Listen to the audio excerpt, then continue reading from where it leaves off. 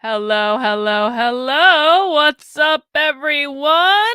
Sorry to be a minute or two late. I was just talking with Joshua on the phone, and I told him that I had to go and get drunk on the internet and spend some time with all of you. And we already got some super chats coming in, so thank you guys for the support. Naruto says, have you seen Q Into the Storm yet? It's great.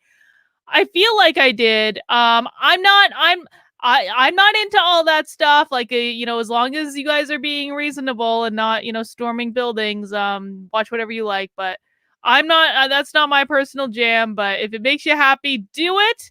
And then we have Reasonability. Boom! Smash that like button for an amazing host. Now, Reasonability does not know that we do not smash the mount button. Smash the like button on my channel. We mount the like button on the channel, and Naruto's reminding him of that. We mount the like button here. Thank you for that. All right, so guys, I was on the phone with Joshua up until like 30 seconds ago, so let me just get my bearings, because we have some orders of business to take care of today. Now, today we are going to be if I can share my screen, we are going to be watching from a crazy anti-racist training series from St. John's University. Naruto says, did you see my post? I tagged you in on locals last night.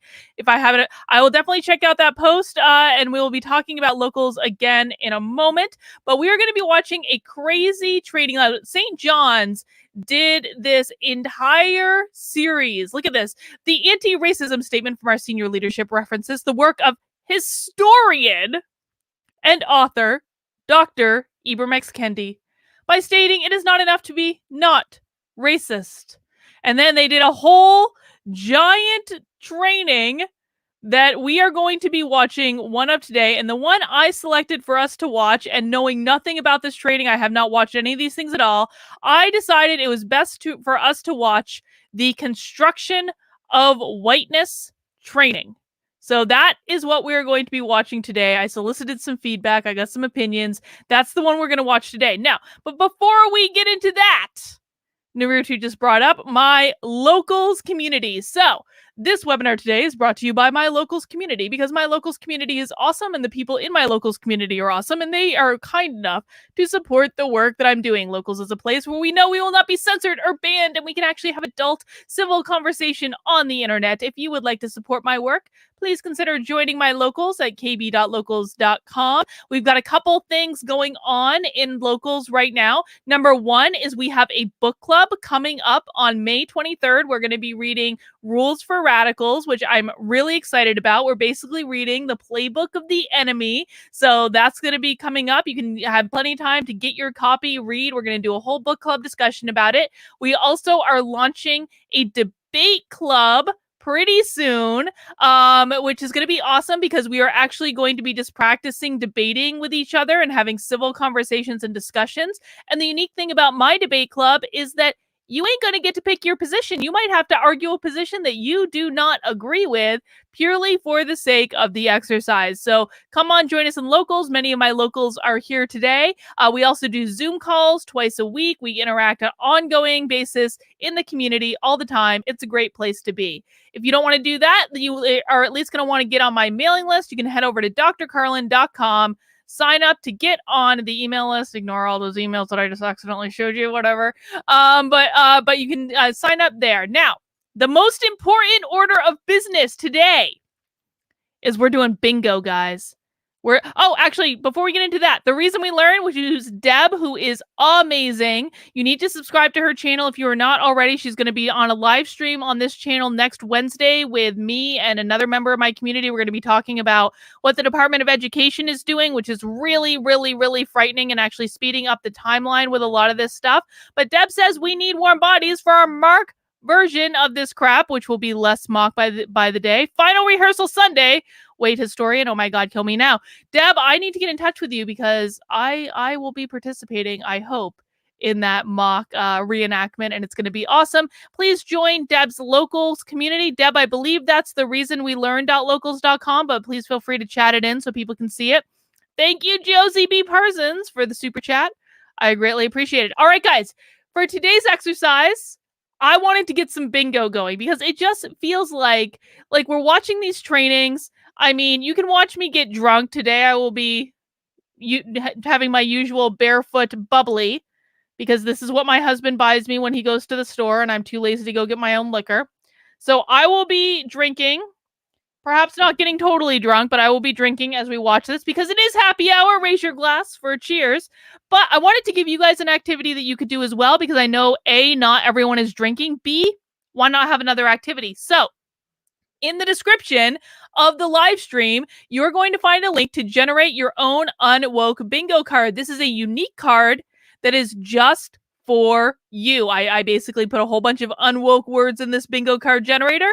And so it scrambles them all up. So they're all going to be unique. Now you get your free space in the middle. And what's cool about this is it's like actually it just sets you up with a little thing where you can pretty easily keep track of your bingos. And if you and listen for these words or things coming up in the training. And if someone says racist, and we've already said racist in the introduction, so that's basically like a free space, you check that one off. If you get a line, you get a bingo. If you get all four corners, you get a bingo. And if you get a bingo, you just go ahead and go bingo in the chat and you will win. Nothing for right this second because I just came up with this idea last night around midnight and I haven't fully thought it through yet, but at least you will get bragging rights as being the first winner of our Unwoke Bingo tournament. All right. Jenny D asked what BIPOC means. BIPOC means Black, Indigenous, and people of color. And they will say BIPOC when they're doing it. All right. Does everyone have their bingo cards? Does everyone have their bingo cards? Yes in the chat. Are we ready to go? Does everyone have their drinks?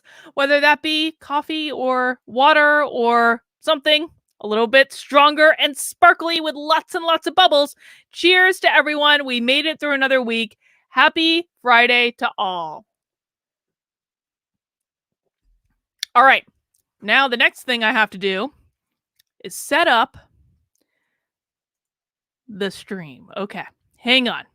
Chrome tab. Racial Justice Conversation Section 2. Share audio.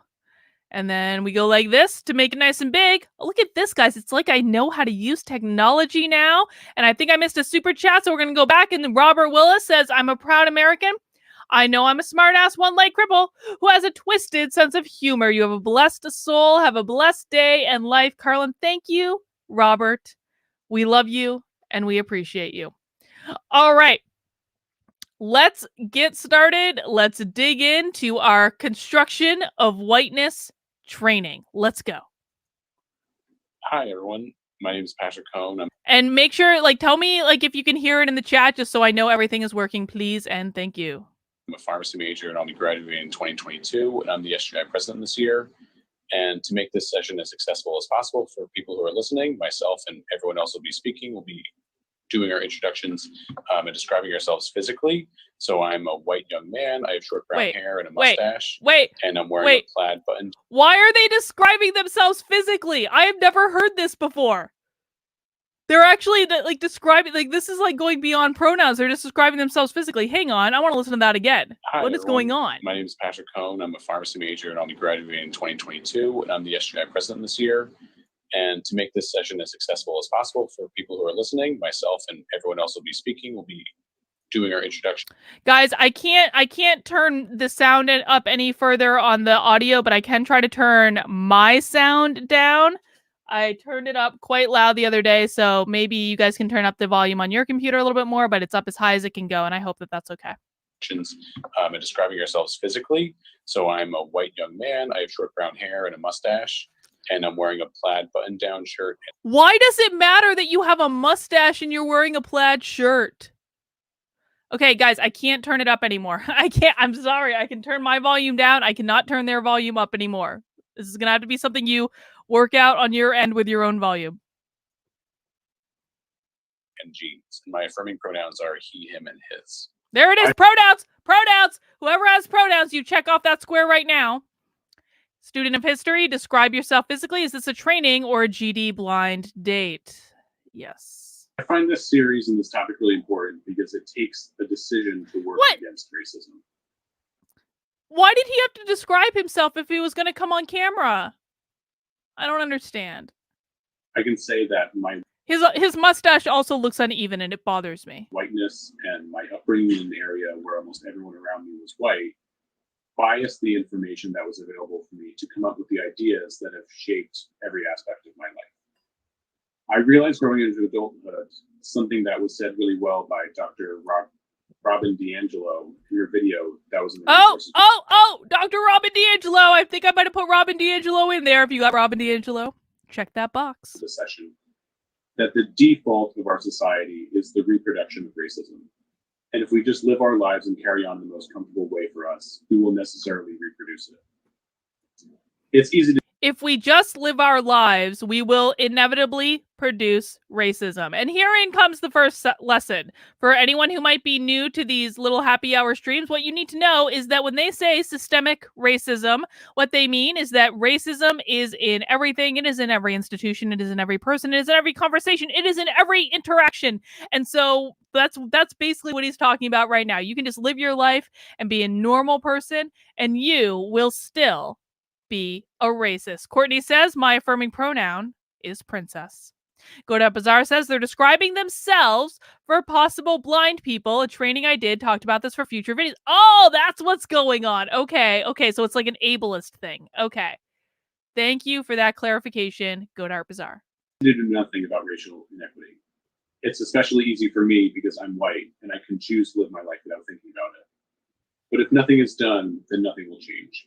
So it takes thoughtfulness and effort and education and conversations like this one to work against that. And I'm really happy today that we can go into the construct of whiteness and afterwards try to take a more educated perspective into the rest of our lives. And now, Julia. Hi, everyone. See, his sound was just low. Julia that was what it was.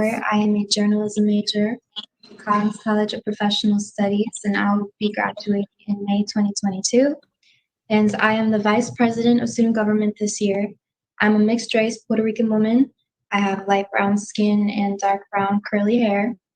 I'm wearing a red blazer today, and my pronouns are... I mean, this is just like, I mean, I understand Godot Bazaar's point of like they're describing what they look like for blind people, but isn't this just like the epitome that just characterizes that all these people care about is what you look like? Because, I mean, to be quite frank, like if what you look like is more important than the content of what you're saying, like why does it matter what you look like if the content of what you're saying is there?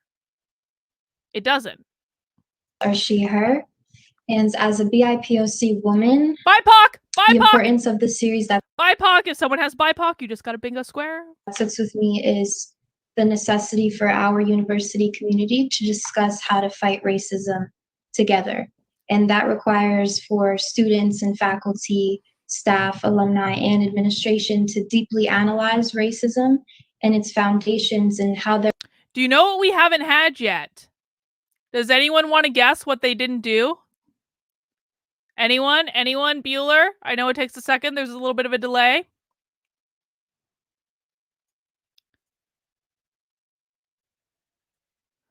Anyone want to guess what they didn't do? Land blessing! Land blessing! Land blessing! But don't be too quick about it, because I'm going to give you, for whoever has the land blessing square, hang on one second, because I'm going to give you, I'm giving the land blessing people a free square, because on their landing page, literally on their landing page, they have a land acknowledgement section. Every community owes its existence and vitality to generations from around the world who contributed to their hopes, dreams, and energy to making the history that led to this moment. We were brought here against, some were brought here against their will, some were drawn to leave their distant homes in hope of a better life, and some have lived on this land for more generations than can be counted. Truth and acknowledgement are critical to building mutual respect and connection across the barriers of heritage and difference. We begin this effort to acknowledge that what has been buried by honoring the truth. At St. John's University occupies the ancestral lands of all these tribes that I'm not going to pronounce because I will butcher the pronunciation. We pay respects to their elders, past and present. Please take a moment to consider the many legacies of violence, displacement, migration, and settlement that bring us here today. Please join us in giving a voice to these truths at every opportunity. So we got our land blessing for people who have that bingo square. Bethany says the type of people who ascribe to CRT are blind. So I suppose these physical descriptors make sense. Yes, indeed. Yes, indeed. All right. Back to our video. There we go. They're reflected in our everyday lives and in our workplaces.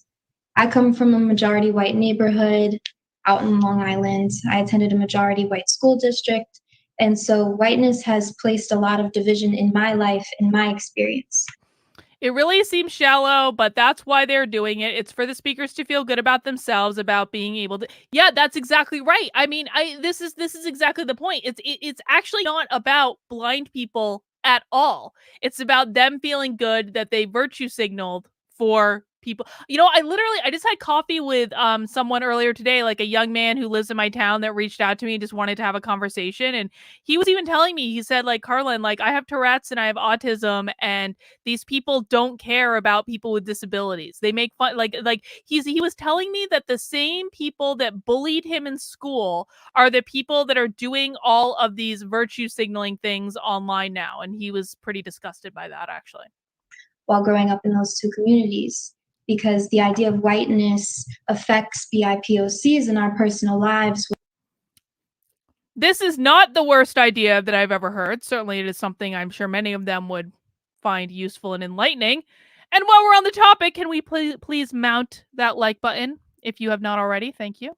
Where my sense of belonging as a BIPOC woman was predetermined because of the difference in my appearance. My sense of belonging, and I believe belonging is a bingo square, my sense of belonging as a BIPOC person was determined based on my appearance. No, your belonging is based on well, it's based on if you feel like good about yourself, but it's also based on, you know, if other people just, you know, don't judge you based on stupid things like what you look like rather than knowing you. So something that I want to keep in the back of my mind during this conversation is how the construct of whiteness has delegated the privileges that I have and don't have. Appearance-wise, one of my privileges is that I'm a light-skinned woman because of my light-skinned woman. So okay, so in the hierarchy, in the woke hierarchy, the lighter your skin is, the lower you are in the hierarchy. So they always have a hierarchy. It's constantly in flux. Black people with the darkest skin are at the very top. Generally speaking, like Native Americans come next, but Native Americans are kind of like down right now. Like Asians really made a comeback. Like Latinos are in there, but the darker your skin, the higher you are in the hierarchy. So she's just acknowledging that there are other people that are more oppressed than she is because she has lighter skin. Tech Priest Fisher says, mention majority white as if it's a bad thing. Will willingly move to a majority white area at the first chance. Exactly. Whiteness, but even though I am mixed and I have European DNA, my privilege is still capped at a certain point because while my skin is light, it is also privilege, bingo square. Privilege has the bingo square. Okay, so she's saying that she does, even though she has white blood in her, she does not have white privilege, or only a certain amount of white privilege. Okay, so brown. So while speaking about the construct of whiteness, I want to keep in mind that much like how privileges are granted to us, the oppression that I face as a BIPOC woman is also get delegated to me and for me. So while mentioning privilege, I want to note that I'm aware that most of the participants in this conversation are white and or white passing. And so there's a lot of privilege that exists within this conversation. White and or white passing. So if someone okay, so for example, Gabrielle Clark, who is the mom in Nevada, who is suing her son's school because the school was forcing her son to say that he was an oppressor, and that was a requirement in order to graduate. Her son's not 100% white, but he passes as white, and so it doesn't really matter to them what his actual heritage is. Itself. And there are many experiences in lives that are impacted by the construct of whiteness that are not visually present right now. But I'm excited for us to dive into the construct of whiteness together. And these sessions are a starting point that we must hold ourselves accountable to. I have a question. Why is a junior in college that I think she said she was a journalism major teaching a webinar about whiteness. What specific expertise does she have to bring to the conversation? To continue these conversations and how we fight racism at our university. Oh no, there's an ad. Oh Meet your god, next they're pillow. making money from this? Oh my god. Why do we make our pillow in the shape of a cube? I'll tell you. See, what I should have done is download this and put it on the Actively Unwoke YouTube channel, but I was lazy and I was busy today. I'm sorry. We're apparently going to have to suffer through some ads. I apologize. Okay, so welcome everyone again to the second session of the Racial Justice Conversations. Why did it reset? Becoming Agents of Change. Today's topic is the construct of... Well, fuck it. I'm going to just reload the whole thing. Hold ourselves accountable there we go. To continue these conversations and how we fight racism at our university. Apparently. Okay, so welcome everyone again to the second session of the Racial Justice Conversations, Becoming Agents of Change. Today's topic is the construct of whiteness. Every 2 weeks, we'll be presenting a different topic to enrich the knowledge and understanding about racial justice topics. I'm so confused about what's happening right now. Of the committee to identify panelists, moderators, and openers who are diverse in identity and experience, whose lived experiences and/or scholarship deem them experts, and whose individual narratives can serve as windows and mirrors of our own. I'm so Today's confused panelists about are what's happening brave, right now. committed, and open to both having and leading these racial justice conversations. We thank them and you. We hope that you are able to review the recommended resources so we can have an informed and fruitful You're welcome to conversation. send in a $10 super some chat if you like housekeeping notes. Pepe. Everyone will be muted and no videos are enabled except for the moderator and discussants. We recommend using the active speaker view if watching this on WebEx. This almost feels For the like a sake of completely time, we different will not- presentation. Professor Okay. of Spectrum, the university's LGBTQ+ student group. Yeah, this is different. Okay. You're right. There was a glitch in the recording. Okay, we're Bailey catching leads up. the Office of Global Programs, where he Whatever. oversees the university's sites abroad and the Office of International Education. He also works with colleagues to envision and administer comprehensive internationalization efforts and with universities worldwide to Lived create sustainable new experience. partnerships. Lived experience. Additionally, Dr. Cucciarelli serves as the proud advisor of Spectrum, the university's LGBTQ+ student group. Thank you, Patrick and Julia. Listening to students like you gives me such confidence in our country's future, which is a great place to start a discussion like this. And you'll see that I'm going to end in a similar vein too. I'm Matt Then you're Cucciarelli. suffering I'm through male, the white, and ads. have brown hair, and I'm wearing a blue shirt with a plaid tie. My pronouns are he and his. It's really a pleasure to be with all of you today and with today's discussants. I've been asked to omit most thank yous and introductions, so I'm going to limit myself to thanking the organizers of today's events and my co-panelists. These discussions are urgent, and it's a really big deal that we're having them at St. John's. They're, as I'm going to quote Julia here, they're a starting point that we must hold ourselves accountable to. I thought that was just perfectly said. So thank you. Naruto says, President Biden said the other day, there's a growing epidemic of white supremacists. I agree. They're called critical race theorists. I agree. Yes. For your leadership, those who are organizing and making this happen. We've already got some So people welcome getting again close to to today's bingo. session, The Construct of Whiteness. If you saw the name of this session and asked yourself, why do we need a panel about whiteness? Isn't this a series about race? Then you're in the right place. Today, we're going to attempt to explain both how and why. Did he just say that being white is not a race, basically? Why would we talk about whiteness if we're talking about race? That's what he said, right? Because they don't consider white people to actually have a... Okay. Whiteness as this broad racial category operates and works, and why we white people often don't really see ourselves as having a race. I don't know how any white person could avoid seeing themselves as having a race at this point.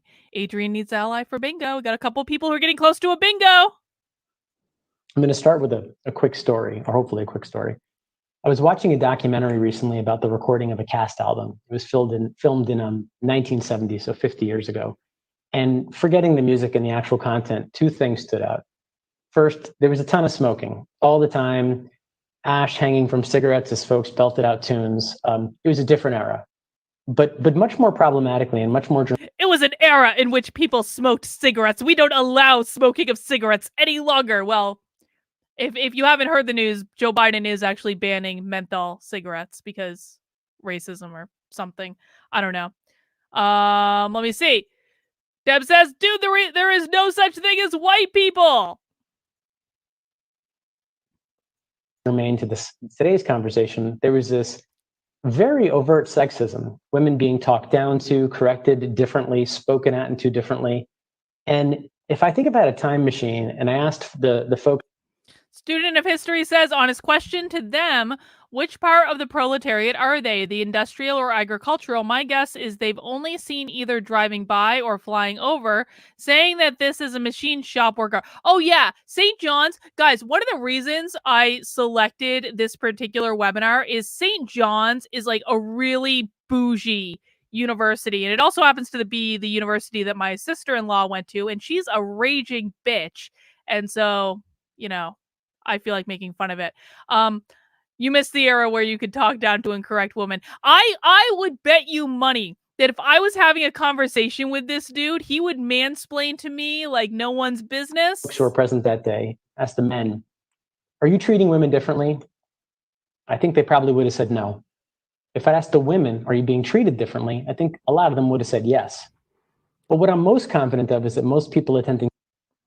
Woke ideology is at St. John's, which is Catholic. Dude, religion has gotten woke. Yes. Woke ideology is ingrained at St. John's University. Yes. In today's session, both men and women would see exactly what I saw, and that you likely can think of other examples in the culture yourself.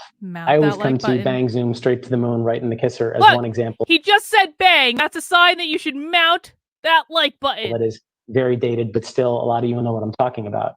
This just wouldn't be funny anymore. And I'm not suggesting sexism is over, but I am saying that behaviors that would have been normal / invisible at a certain time have somehow become more visible and less accepted. So what's my point? Well, to be honest, I'm speaking mostly to skeptical white people right now. In order to engage this discussion seriously, we first have to acknowledge that our view of the world may be incomplete.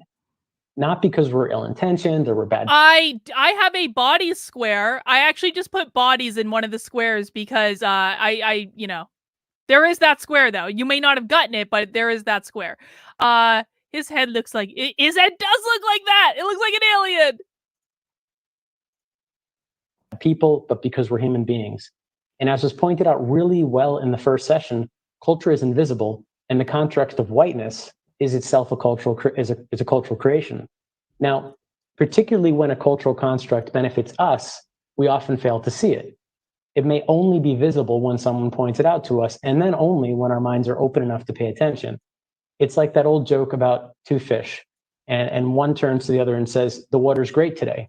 And the other says, PG says they always say something like, these conversations are just the beginning. Will they ever say, welcome to the intermediate / advanced struggle session? Or is it just an everlasting grip? Well, thank you, PG, for the super chat. I do appreciate that. You know, I mean, you bring up a great point in that one of the things they always say in these webinars is that we need to do the ongoing work. And this is not the first one. And what they mean is that white people can never not be racist. And so it is a constant act of hiring racist trainers to come in and yell at you about your inherent racism. But no, the work will never be accomplished. And that is actually part of the point of the grift.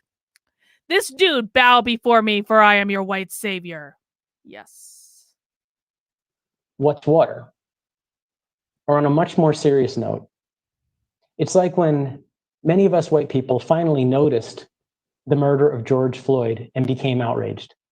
And when most of Black America won. How much do you want to bet that this guy wasn't speaking about these topics at all before the murder of George Floyd, and he just suddenly became outraged, and he's like, well, all of you just became outraged when this Black man was killed on camera. That was all of you.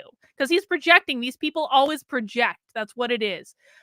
This seems like a load of white leftists have a circle jerk about how much they hate themselves. That is exactly what we're watching, and that is why we're drinking and playing bingo at the same time because if we don't laugh, we will cry. Student of history says it is a never-ending grift because that's how you keep the money train flowing and you keep the people scared and servile. Wondered how we only managed to see now when this story was far from new.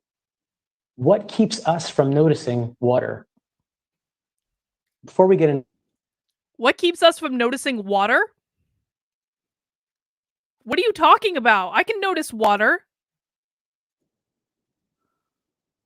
Cisgendered, white, gay guy, born to a family of mixed politics, which means that we've got very committed Biden supporters and very committed Trump supporters.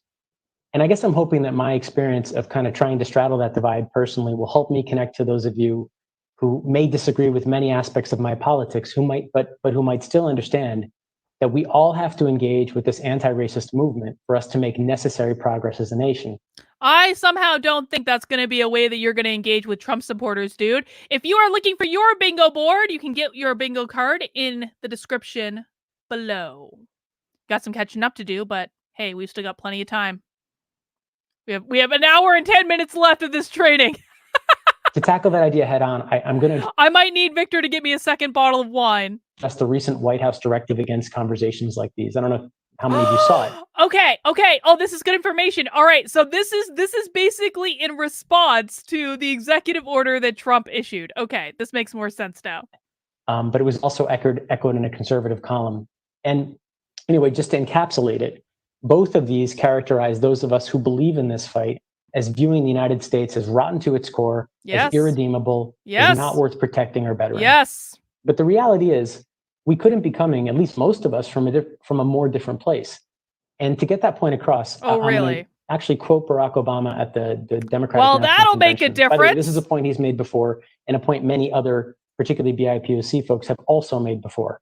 So here's the quote. Anti-racist. Whatever our backgrounds, we're all the children of Americans who fought the good fight.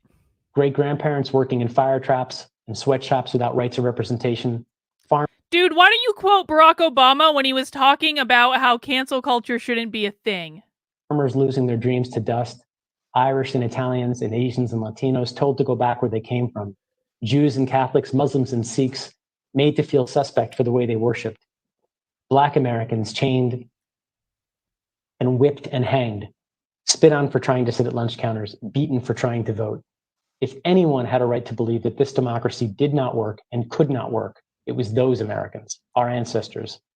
No one is arguing for that democracy. We just don't believe that calling everyone a racist and saying that white people are inherently racist is going to solve any problems.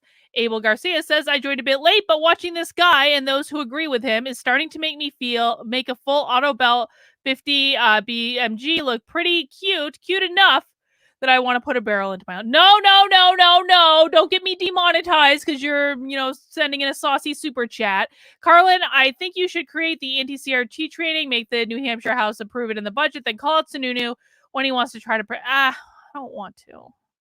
It's something I've thought about, believe me. Maybe we'll get there eventually when I'm done getting drunk and complaining on the internet. But this is... Guys, you're helping me work through a midlife crisis right now. I thank all of you for that because... I quit a very respectable profession. Well, I didn't quit, but I basically gave up a very respectable business to be a YouTuber. So thank you for all feeding into my midlife crisis. I'll get back to being a productive member of society soon enough. They were on the receiving end of a democracy that had fallen short all their lives. They knew how far the daily reality of America strayed from the myth. And yet, I don't know. Did he say uncomfortable conversation? I didn't actually hear that, but maybe someone else did. Instead of giving up, they joined together and said, somehow, some way, we are going to make this work. We are going to bring those words. Dude, I turned 40 2 weeks ago. I am absolutely having a midlife crisis.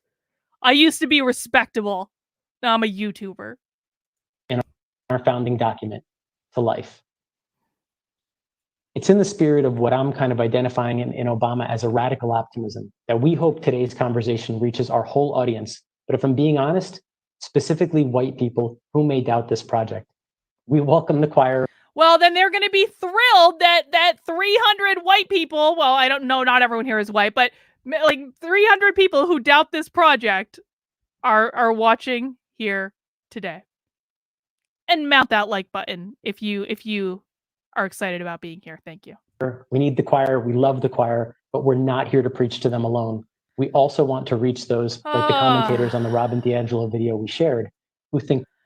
You guys are sending so many super chats. I feel like I'm pausing every 2 seconds, but calling one group racist while allowing other groups to be racist will only create more racism.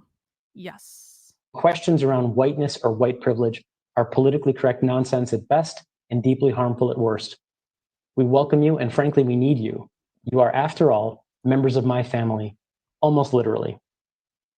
So for our first discussant, I'm going to turn it over to Joanne Carroll. Dr. Carroll is a faculty member in the College of Pharmacy and Health Sciences. And the question I want to ask Dr. Carroll is, Joanne, is how does white privilege manifest itself, and where do you see the construct of whiteness? No, this guy doesn't get a grifty unless I get a grifty. This guy doesn't get a grifty before me. Come on. Thank you, Matt, and thanks to all the organizers and discussants. I come to this conversation as an older white woman in her 60s who was raised in the 1960s, a time when the demands for racial equality and black-white tensions were apparent, even to me as a child. Televised reports of demonstrations with dogs and fire hoses to control protesters. Housing redlining, dividing neighborhoods, including the one I grew up in. Isn't redlining illegal now? That required the National Guard. Black children attempting to integrate schools being met with angry, vicious abuse by white citizens. The assassinations of a president and numerous prominent civil rights. The assassination of a president. Oh, you don't say, because I was told just the other night by Joe Biden that the worst attack on our democracy since the Civil War was January 6th, but apparently there's been presidential assassinations? You don't say. Leaders in quick succession during the decade. 3 in the course of the year 1968. There was also the March on Washington, the bus boycott, the Selma to Montgomery March, the Freedom Riders, the civil rights legislation, the Black Power movement, affirmative action. It is a very vivid set of memories for me, and yet it was followed by a long interval in my own life between then and when I began to realize later in life that the work was not done. I began to observe again and question. Racial issues for many whites faded into the background in this after time, as Jane Spalding calls it. Other concerns were foregrounded. Andrea! Andrea has bingo! Andrea, you need to list the squares you have in the chat, please. List the squares that gave you that bingo. Guys, don't throw away your bingo cards yet. Multiple people can have bingo, but Andrea is going to be our first. Andrea, which squares did you have on bingo? And while we're waiting for Andrea there, student of history says, listening to this, knowing my family has been working class for at least 3 generations, being the first of my father's sons to graduate high school, and they're going to say that's because I'm white privileged, choke on a phone pole. Indeed. Richard, thank you for the super chat. Thank you for all you do. Proud to be a lawyer viewer. I appreciate you, Richard. Thank you for being here today. Andrea, what are your bingo squares? And guys, if you don't have your bingo card yet, this is just a game we're doing for fun, but you can get your bingo card in the description below. Generate your own unique bingo card. Naruto said, some women's midlife crisis. Let's have a kid. Carlin's midlife crisis. Watching insane CRT training, drinking on the internet. Yep, that's basically it. All right, Andrea, I will look for your square. Oh, here we go. Andrea says, power, BIPOC, free square, bias, and belonging. Congratulations, Andrea, our first ever bingo champion. Yay, Andrea. Well done, my friend. You don't win anything, but you have bragging rights that you are the first ever unwoke bingo champion. But don't throw away those bingo cards, because why the hell not? There can be as many winners as there are people here in the chat. In 2020, we come back. Sorry for the saucy message, doctor, but I'm done with these kind of people. I'm a first-generation Mexican-American. And well, it's okay if you had a saucy, but you should have said you were Mexican-American in the first one, dude. Then that makes everything okay. Thank you. I appreciate that. And the events of this past summer have jolted many more people. Godard Bazaar got a bingo too. Bingo for Godard Bazaar. I apparently made the bingo card too easily, or I just picked like the perfect training for these bingo cards. Blackout. Yes, now let's work towards blackout bingo. If you've already gotten your first bingo, let's work towards blackout bingo. Into recognizing that we have a problem. And these problems were perhaps invisible to some, but not to everyone. Rather than focus on the big picture issues, which are really important, I want to really encapsulate it down to an incident that I had in class this summer, in a summer school class in public health. And it brought the experience of bingo. whiteness and its Yeah, we can do privilege that. close to home for me. In the class, I presented a short video Good from the idea, Southern Jaya Poverty Law Taco. Center, a civil rights organization that fights for racial justice. In the video, it demonstrated how Google algorithms tailor the responses to one's previous search history and therefore provide biased results. In other words, it gives me what I'm expecting to see. The example used relates to the Southern Poverty Law Center work that discovered in examining the history of Dylan Roof's computer prior to his murderous rampage in Charleston. As a progressive white woman, self-described progressive and liberal, I saw the emphasis on the importance of knowing your sources and a dramatic example of how a biased search result solidifies. Oh, you're saying that biased searches reinforce confirmation bias? Oh, you don't say. Prejudices and hate. When the video ended, a student spoke up and asked, how could I use such an example? It was insensitive to this moment and to the students, especially Black students, who had been so impacted by recent events. The killing of George Floyd, Ahmaud Arbery. You're not allowed to use examples when you're teaching in a class. You're the teacher. Students do not get to decide what examples you use. You are the teacher. Your job is to teach the students. I don't know why this would even be a GD discussion. And Breonna Taylor, to name a few. In the moment, quick reactions flashed through my mind, along with many conflicting thoughts. Like, but that's not the main point. That's not what I meant. But I did not speak. I stumbled. I wasn't sure what to say or what to do. If you're not sure what to say or what to do when your students start questioning your teaching methods, what you say is, I am the teacher, you are the student. It is your job to do the things I tell you to do. That is the only reason why you are here, is to do the things that I tell you to do. You are literally paying money to be here, to do the things that I tell you to do. That is what you say. When I did speak, I knew it was important to affirm that student's courage to speak out. The point I was using this for was not the point that was I truly have no idea. I have no idea. I had been blind to the unintended consequence. I did acknowledge my error. I admitted I did not have a ready answer. And I promised I would reflect on it more and invited the class to think about what was raised. I corresponded with the student outside of class.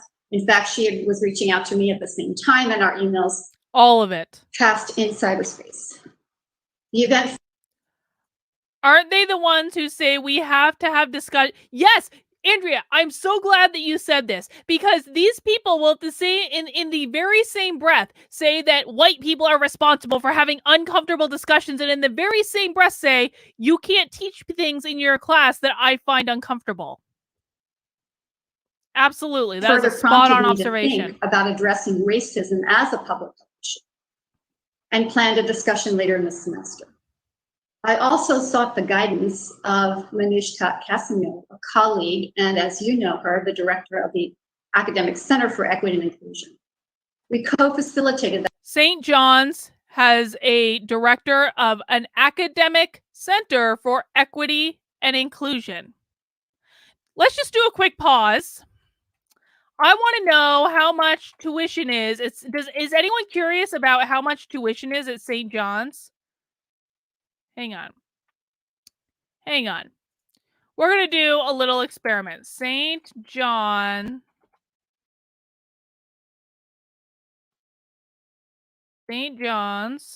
Okay, stjohns.edu. Hang on. Share screen. Window. Let's see if we can find out how much tuition is at St. John's University. Shall we? Admissions and aid. Tuition and financial aid. No, Johnny, I don't care. I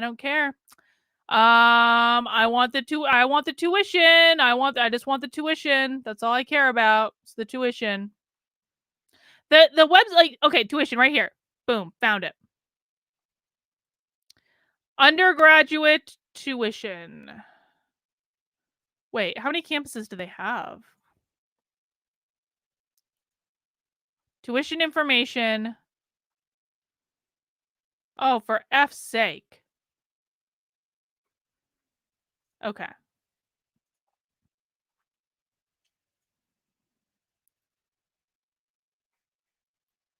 I'm so confused right now about all of this. $22,000 a semester, $44,000 a year, and that doesn't even, that's only for distance learning. That's not for living on campus. 44,000 room and board. Oh, they've separated it all out because they want to make it seem like less than it is.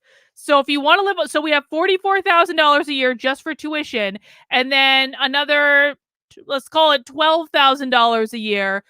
So we're looking at $56,000 a year. Money well spent on the Academic Excellence Center of Equity and whatever the hell. Let's keep going. That discussion on racism as a public health issue later in the semester. I offer this example because I think we are in a time now when we all need to pay attention, to be deliberate, to expand our vision, and to include other perspectives. And perhaps most importantly, to listen. Do I see racism, privilege, oppression, dominance, equity, and inclusion in my life? In the major events in the Dude, a whole bunch of you just got a metric F ton of bingo words. Here, I'll rewind that just to make sure you can get all the bingo words that you rightly deserve. Other perspectives. And perhaps most importantly, to listen.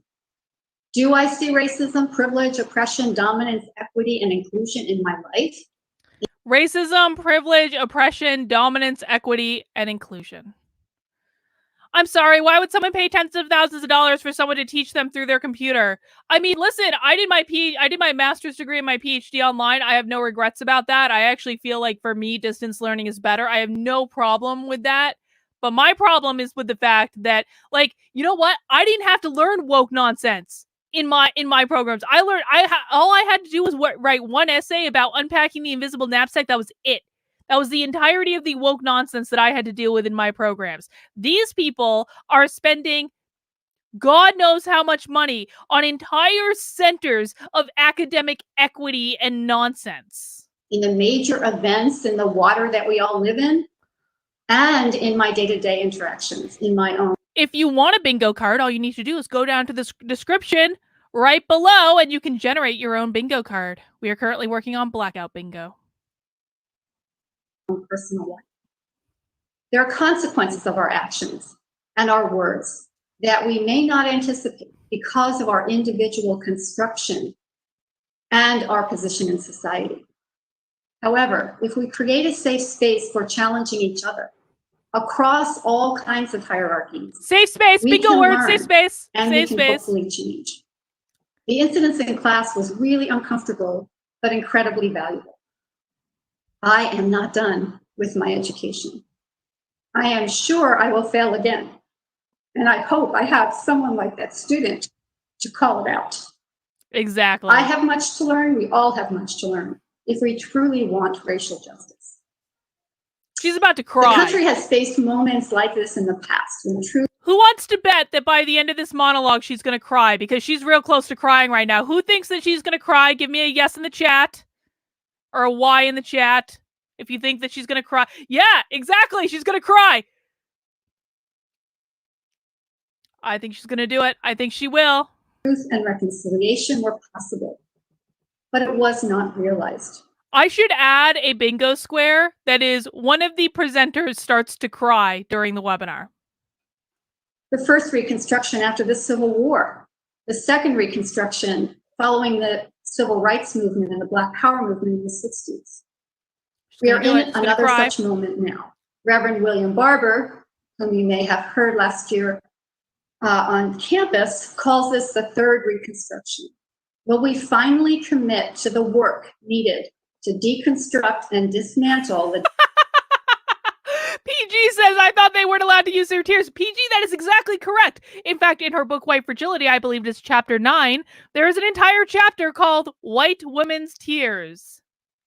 So obviously Joanne here is just trying, what Robin DiAngelo would say is that Joanne here is using her tears to try to guilt her Black colleagues so that she doesn't have to have the tough conversations about racism. Dominance and power that shapes our individual and collective experience.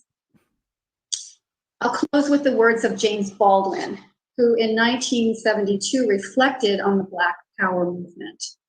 And he said, quote, "As the Black glorifies in his newfound color, which is his at last, and asserts, not always with the greatest politeness, the unanswerable validity and power of his being, even in the shadow of death. The white is very often affronted and very often made afraid. What? And one may indeed be wary. But the point is that it was inevitable that Black and white should arrive at this dizzying height of tension. Only when we have passed this moment will we know what our history has made of us." She's crying. She's crying. She's crying. She's crying. She's crying. She's crying. I saw it. She's crying. There was definitely a tear. Look, she's crying. Thank you, Joanne. Crying. I really appreciate you sharing that story from class. I think it's incredibly relevant to lots of folks in the meeting today. So thank you for that. I just wanted to quickly answer one audience question that's easy. And the question is, what is BIPOC? The answer is that's an acronym that stands for Black, Indigenous, and People of Color. Again, BIPOC, Black, Indigenous, and People of Color. Oh, Casper has a bingo. Elsie has a bingo. We've got some bingos now. If you get your bingo with the line or the corners, then you just have to start working on blackout bingo. And now I'm going to turn it over to Caroline Fuchs. She is an Associate Dean and Learning Design Librarian within the university libraries. And the question I want you to think about is I need actually to put the same. folks in there. I do. How does white privilege manifest itself, and where do you see that construct of whiteness in your own life? Okay, wait, hang on. Menopause is... Listen, the mayor of London, and I'm not making this up, the mayor of London is apparently rolling out a massive menopause initiative. I'm sure the women of London are very grateful because they're bringing menopause to the forefront. That's exactly what women going through menopause want to discuss. Sorry, I was having trouble unmuting technology. So thank you, Matt, and thank you, Carol, Joanne, for bringing me into my section here. So I'm Caroline Fuchs. I am a white female who came to consciousness in the 1970s, and today I have... Who came to consciousness? Who came to consciousness? I've never heard that term before. Okay. Short gray hair. Oh, got another bingo! Bingo! Scaliano the first. Congratulations. I'm wearing a white dress with a black floral print and have on my reading glasses. My pronouns are she, her, hers. So I need to be mindful of the construct of whiteness, not only as it is evident in the big events and the... I just want to point out that in a webinar about constructing whiteness, they're not actually doing a presentation of any sort. They're not talking about data. They're not talking about any peer-reviewed studies. They're not talking about statistics. All they're talking about is their personal opinions about whiteness. The catastrophic things that occur and get covered in the news, and I'm not trying to disparage. I just want to say that I was born in 1981, so if this woman was born in the 70s, like, I'm looking pretty goddamn good right now. I'm just saying. And I will keep reveling in that fact. I will revel in the fact that I look younger than I am for as long as I possibly can. The importance of that coverage, but I really want to focus on the ways in which the construct of whiteness, white privilege, racism is present in little ways in our daily lives. And by little, I mean ways in which it often goes unseen. So I'm not meaning unimportant. I was You're a made baby. acutely aware A of my baby. own white privilege and the construct of whiteness a long time ago when I taught social studies in English to people of color who were predominantly 7th and 8th graders. And I was faced with a very uncomfortable dilemma. New to teaching, Thank you for that had clarification. to figure out how I was going to teach American history using textbooks and teaching materials that presented U.S. history from a very privileged. Wait, is she talking about how she used to struggle to teach U.S. history using textbooks because she didn't like the textbooks? What? What? They killed Elijah's live stream? What was he talking about? White male perspective. Where were the other voices present in that narrative? The narrative in the books that I was given to teach with were biased. The history was white-centric. It was off-kilter. The history was white-centric. Okay. YouTube leftist tier is so yummy. This has made my day already. Thank you. We do this every Friday at 3 p.m. And I didn't know what to do about it. Eastern. And the same was happening when I was teaching literature in English classes. So to reference Robin DiAngelo, this related to the fact that I've got to add, if I don't have a Robin DiAngelo bingo square, I have failed you all, and I deeply apologize. I had lived in segregation, her words, until this moment. I had been enculturated. Robin DiAngelo grew up in an upper middle class white neighborhood where she never encountered black people. Robin DiAngelo was segregated because of where she grew up and probably because of her own volition, because she's a racist white lady that wrote a 150-page book about being a goddamn racist white lady in which she actually admits to being racist 10 or 12 times. Into white supremacy through my family, my friends, my education. And I was so unaware of this that I was unaware that this was even a thing. You were unaware. Have the language You were unaware that you were a racist until they told you overtly that you were a racist. Got it. Okay. Talk about it. I just knew that I was confronting a problem. And the reality I was facing was the forceful reality of white privilege. That's true. That's true. It was painfully obvious to me. But this reality seemed to go unseen, not only by me up until this point, but also by my colleagues, my friends, and my family. And I was struck and stuck. And this is pre-internet ubiquitousness. So this is not something where I could go online.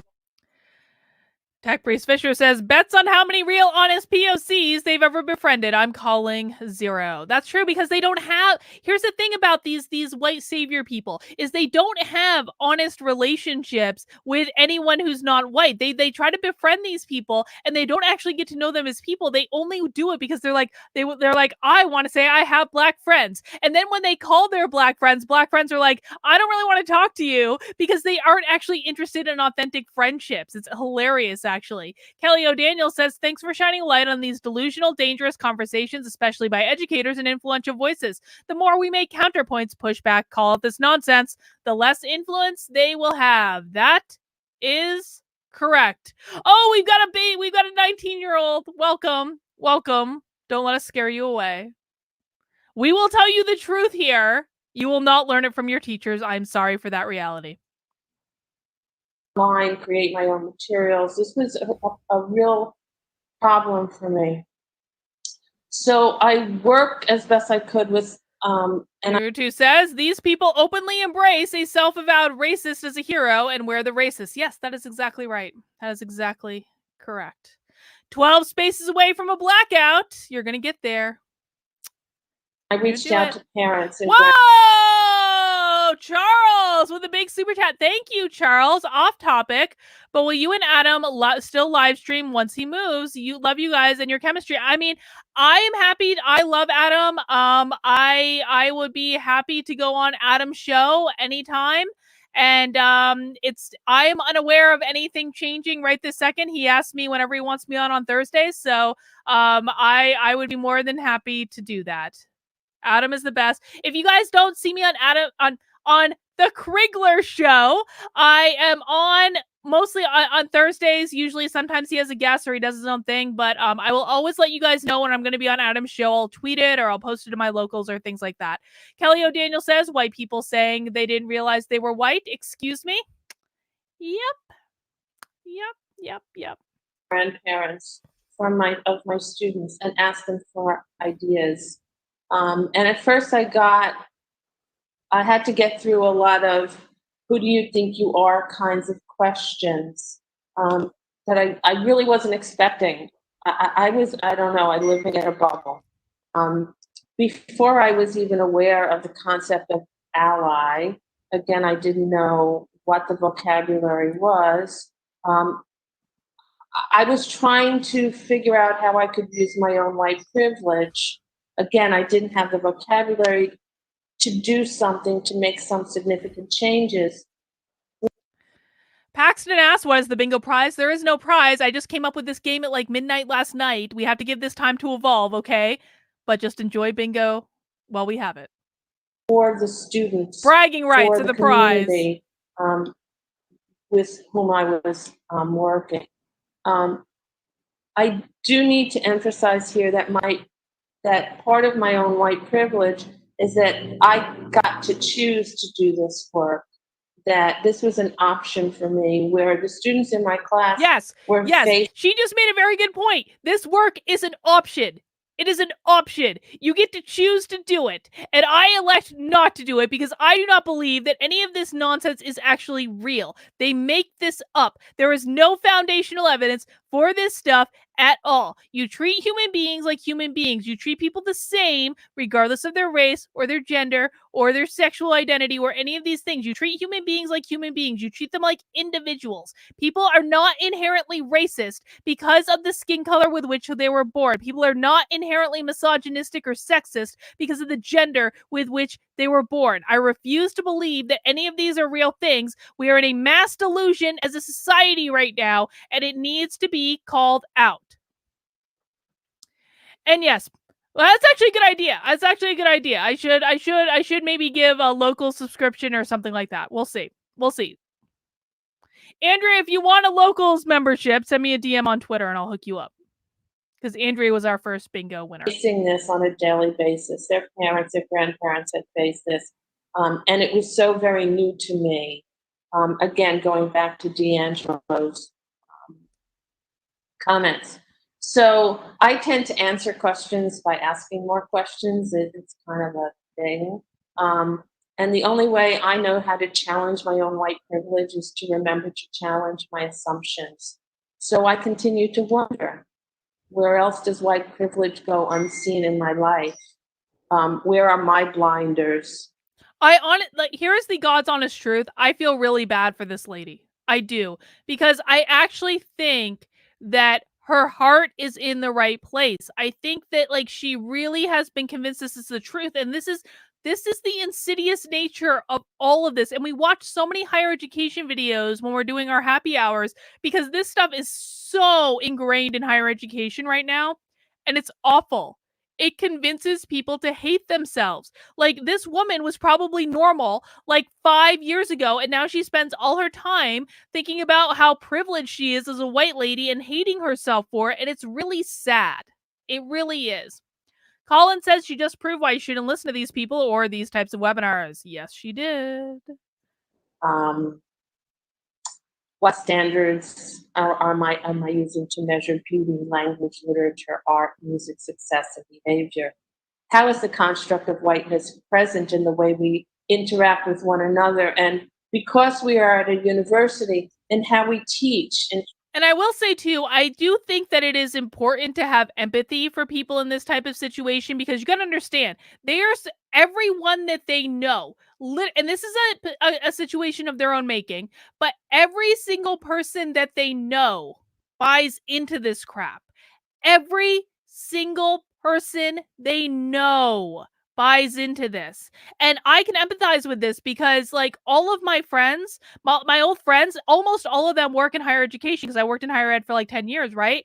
And so I understand explicitly what it's like to be surrounded by people who all of a sudden one day turn into pod people and they're like, shut up and listen to Black people. And you're just like, okay, like you were normal 15 minutes ago. What the hell happened? So like, it is important to have empathy. And I know that that's hard, but we cannot lose that because when we lose empathy, we become like them. Gem Sound says, St. John's is my alma mater. No one cared about race when I went. It's sad to see the corruption. Guess I'm not getting my alumni ID card now. I'm very sorry. I am. I'm sorry. How we interact with our students and how we allow our students to interact with one another. And the next question I need to ask myself and challenge myself on is, what am I going to do about it? Student of history says it convinces some to hate themselves. It convinces others to hate others. Their ideology is entirely based on hate. Yes, it is. Yes, it is. So I need to approach this work with humility. I need to be willing to lean into discomfort and uncomfortable reality, the uncomfortable reality of what I see. For me, this is a continuous journey. I am honored to be part of this conversation, and I thank you for including me in this.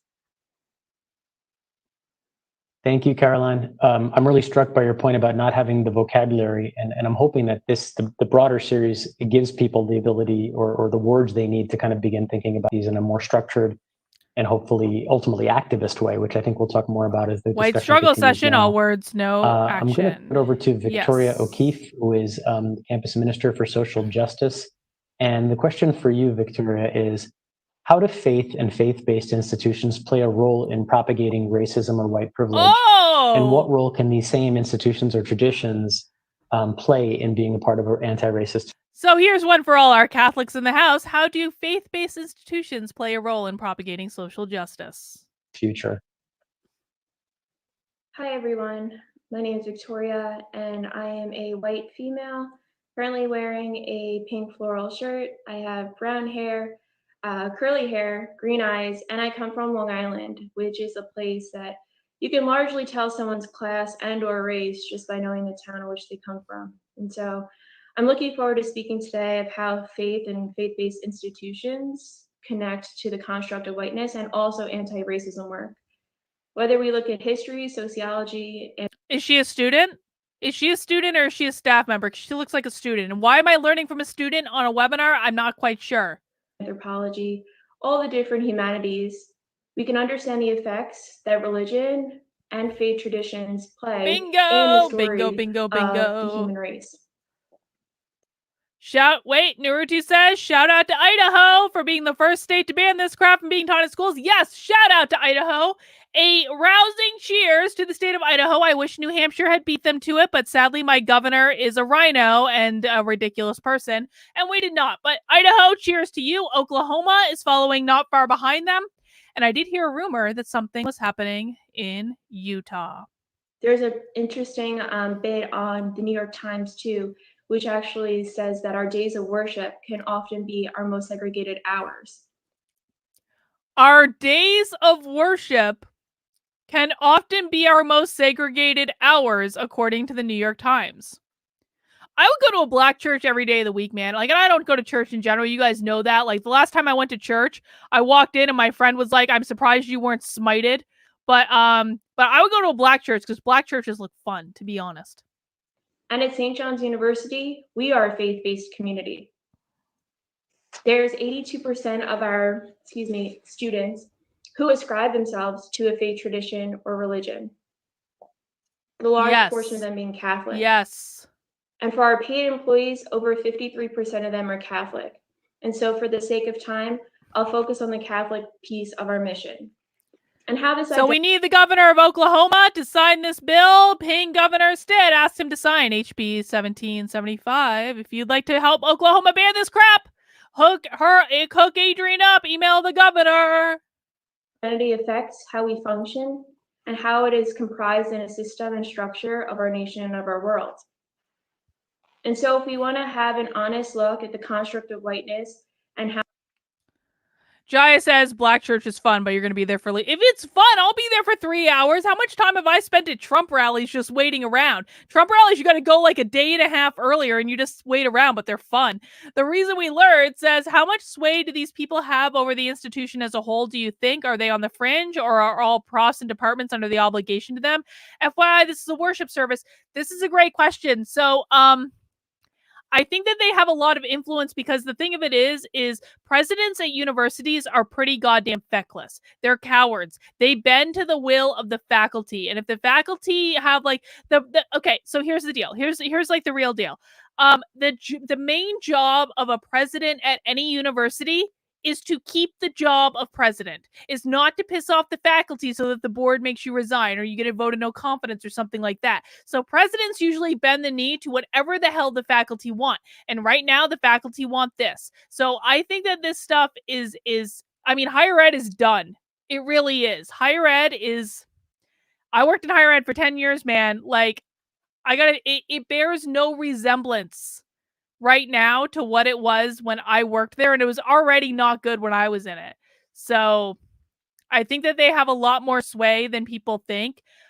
Presidents and presidents' cabinets are very, very aware of all of this stuff, and it's sad. How Catholicity plays a role in that. We can start by acknowledging that sexism, racism, and colorism often have been faith exports in the history. I don't know what any of that means, but okay.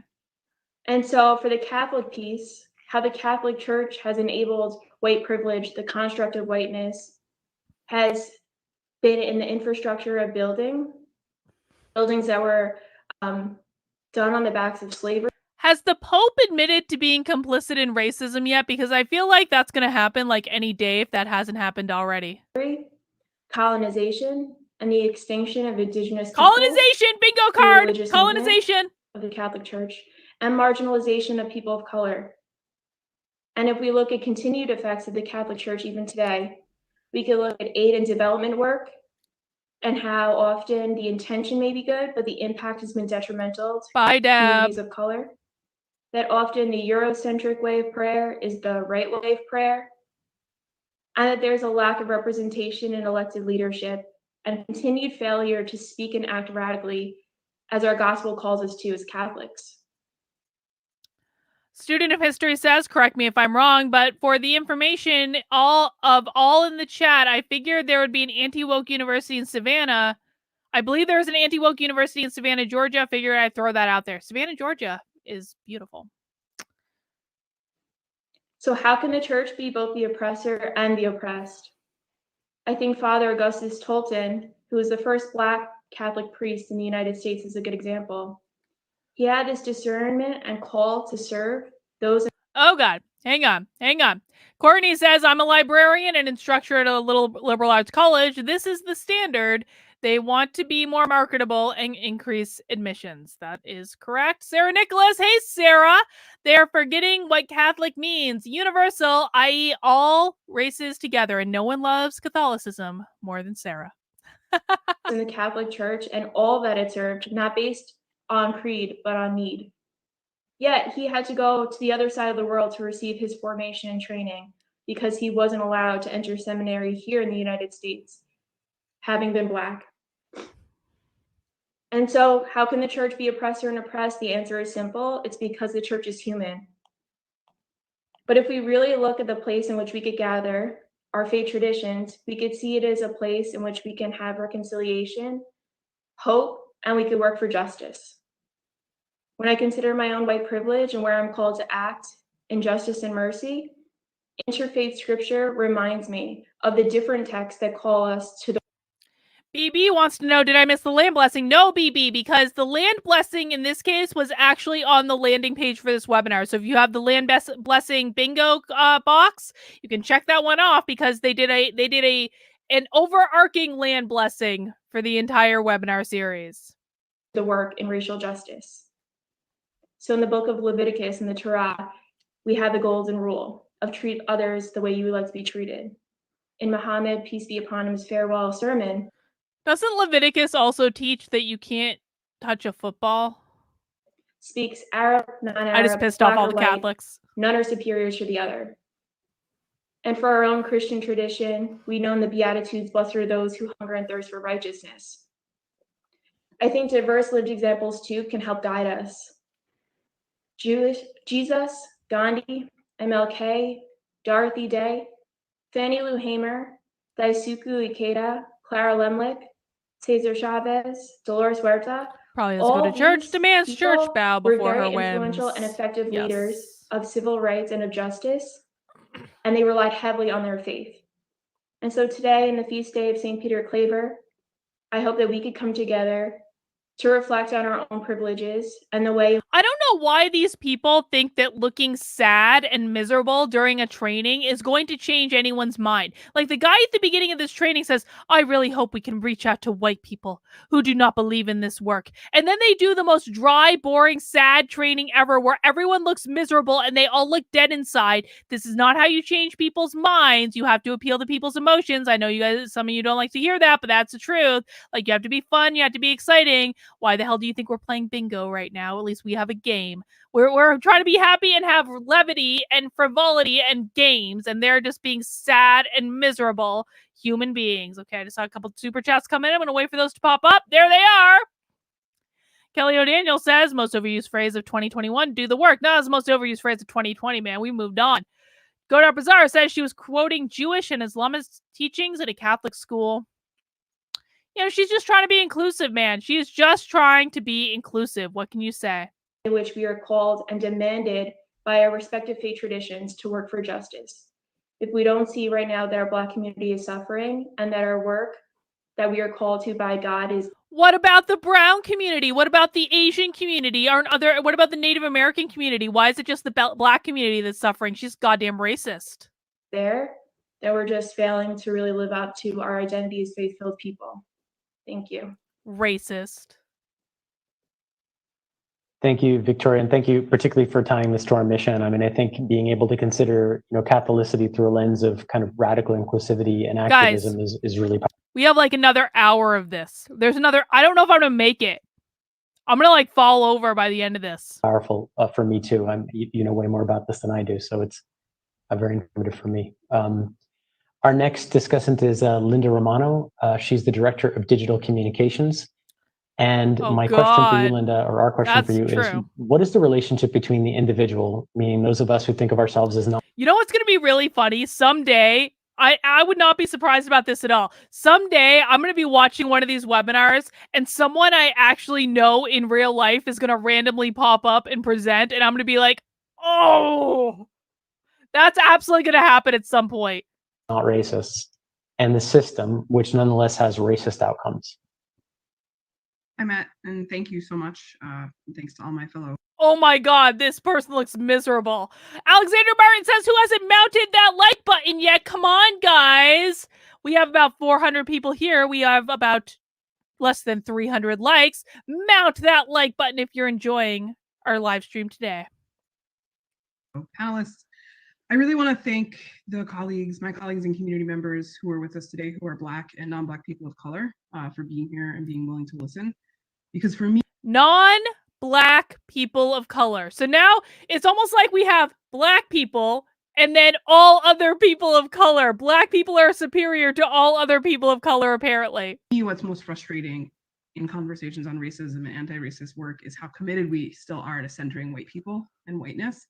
So having an entire session about whiteness, to me, is an incredible and gracious gift, and I don't want to squander that, and I just want to say that I recognize that.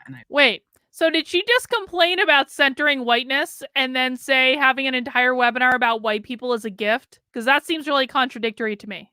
I appreciate that. So my goal today is to share my own experiences and also be willing to be jolted out of assumptions or misconceptions that I have by questions and comments. And then when this is over, it's pretty simple. I want to shut my mouth and get to work. I want to decenter whiteness. Shut up! Shut up! If you have this shut up and do the work box, you just got a box. Alaverne says, Dr. K, it would seem there is a huge number of people who feel this way and a huge number of people who don't. How do we find a middle? There is no middle. There is no middle. There is no middle. Honestly, there is no middle. There is either you are pro-CRT or you are anti-CRT, and there is no in-between. There is no compromise.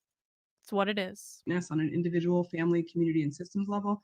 And that's what I'm personally committed to very deeply and very imperfectly in my own life. So an area of focus for me is really understanding the ways in which individuals and systems interact and how white people's individual awareness is essential to creating systemic change.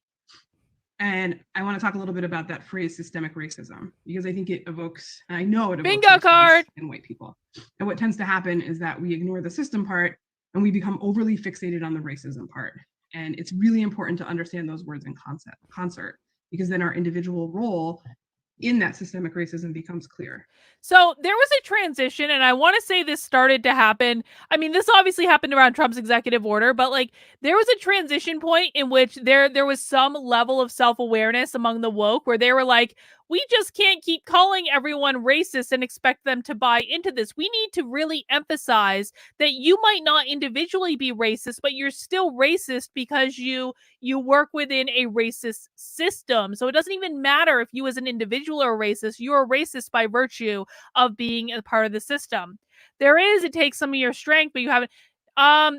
I get a lot of emails, man. I'm sorry if I haven't written you back. I get a metric ton of emails. I get several hundred emails a day, so I apologize if I haven't written you back. It is what it is.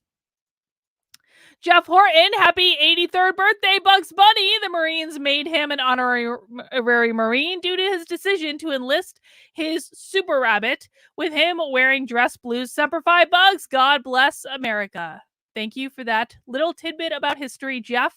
And I will say that, listen, man, let's just be honest here. A Marine in their dress blues, there is nothing handsomer in this lifetime. And I don't even care what you look like, man. I don't even care. If you're wearing the dress blues, like, I'm paying attention. That's all I'm saying. And there's tension between who we are as individuals and the system that we live in. And that's okay.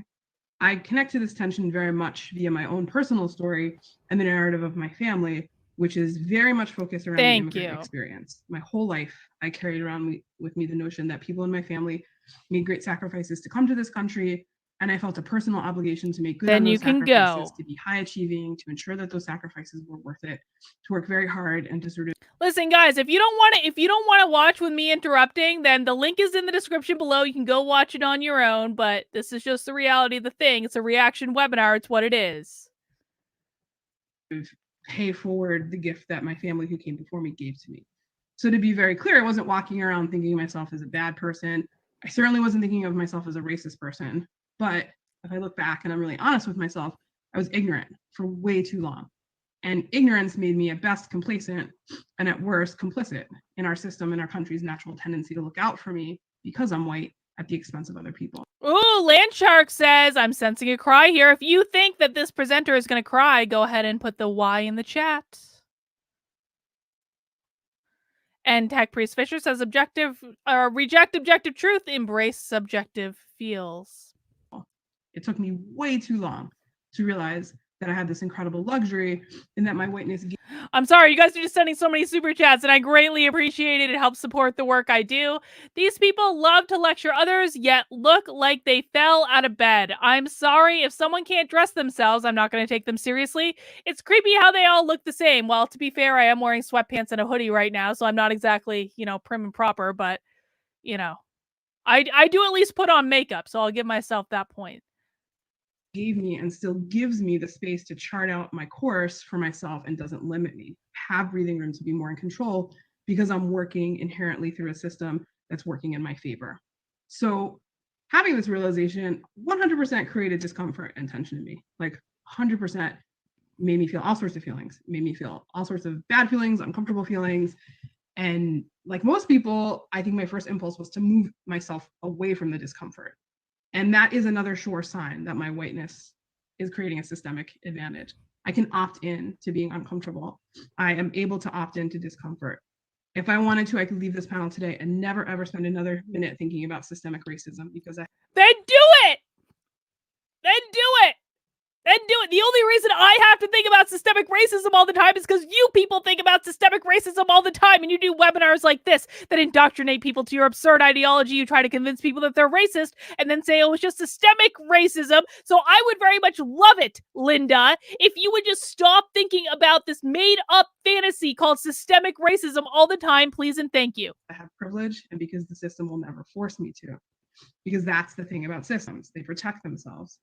they're not motivated to change because even the most screwed up system still accomplishes something, and it's in the system's best interest to preserve that, even if it's harmful to a large majority or a large group of people. So if the system is working for you, you'll never really be able to passively understand where it's broken. And this is where the if anyone sees a cat in that background, then I don't know what we're going to do, but we're going to have a special celebration. If someone spots a cat, you need to speak up immediately in the chat. Relationship between the individual and the system becomes really interesting for me. Individuals have to make an active choice to say, no, we don't want this. We demand better. We will not accept the harmful and violent outputs I'm not. of the system. But it takes the people for whom the system is working the best to demand that change and to be individually accountable for breaking down the destruction that we create through our ignorance.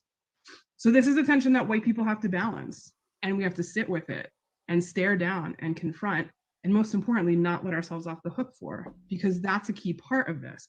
You have to create a sort of system overload where all of a sudden the system recognizes that there's dysfunction happening in multiple touch points and that there's enough of a— Oh, I would say that the system recognizes that there's dysfunction happening. I would say that that is already occurring. Andrea L says, so being uncomfortable is okay for white people, but college kids have safe spaces. Exactly. Mike A says Carlin isn't drunk yet. Fact check true. I'm not drunk. I just get pissed off watching these trainings. I get uppity and I get persnickety. Critical mass of people who are saying this is broken, this is not working, that the system is forced to change. So that's a topic that's really most interesting to me, and it's the work that I try to do myself, is recognize my own individual advantage and then take that recognition to the next level and not just sit back and be like, oh, I have all these advantages because I'm white, but really say, okay, what is my individual obligation to take that a level higher? We can only hope, Shannon. Changing the system that makes it easier for me to be complacent. You have no obligation. I'm sorry. There is not a single person that has an inherent obligation to anyone to do anything. The only obligation you have is to yourself. That is it. Do super chats count towards bingo? No, you cheaters. Only what's said in the training counts towards bingo, unless I make an executive decision otherwise. And easy for me to sit back and take a break and just sort of opt in to any discomfort or any negativity that I may be feeling. Why is she sniffling so much? Does she have COVID? Is she doing a lot of coke? What's going on?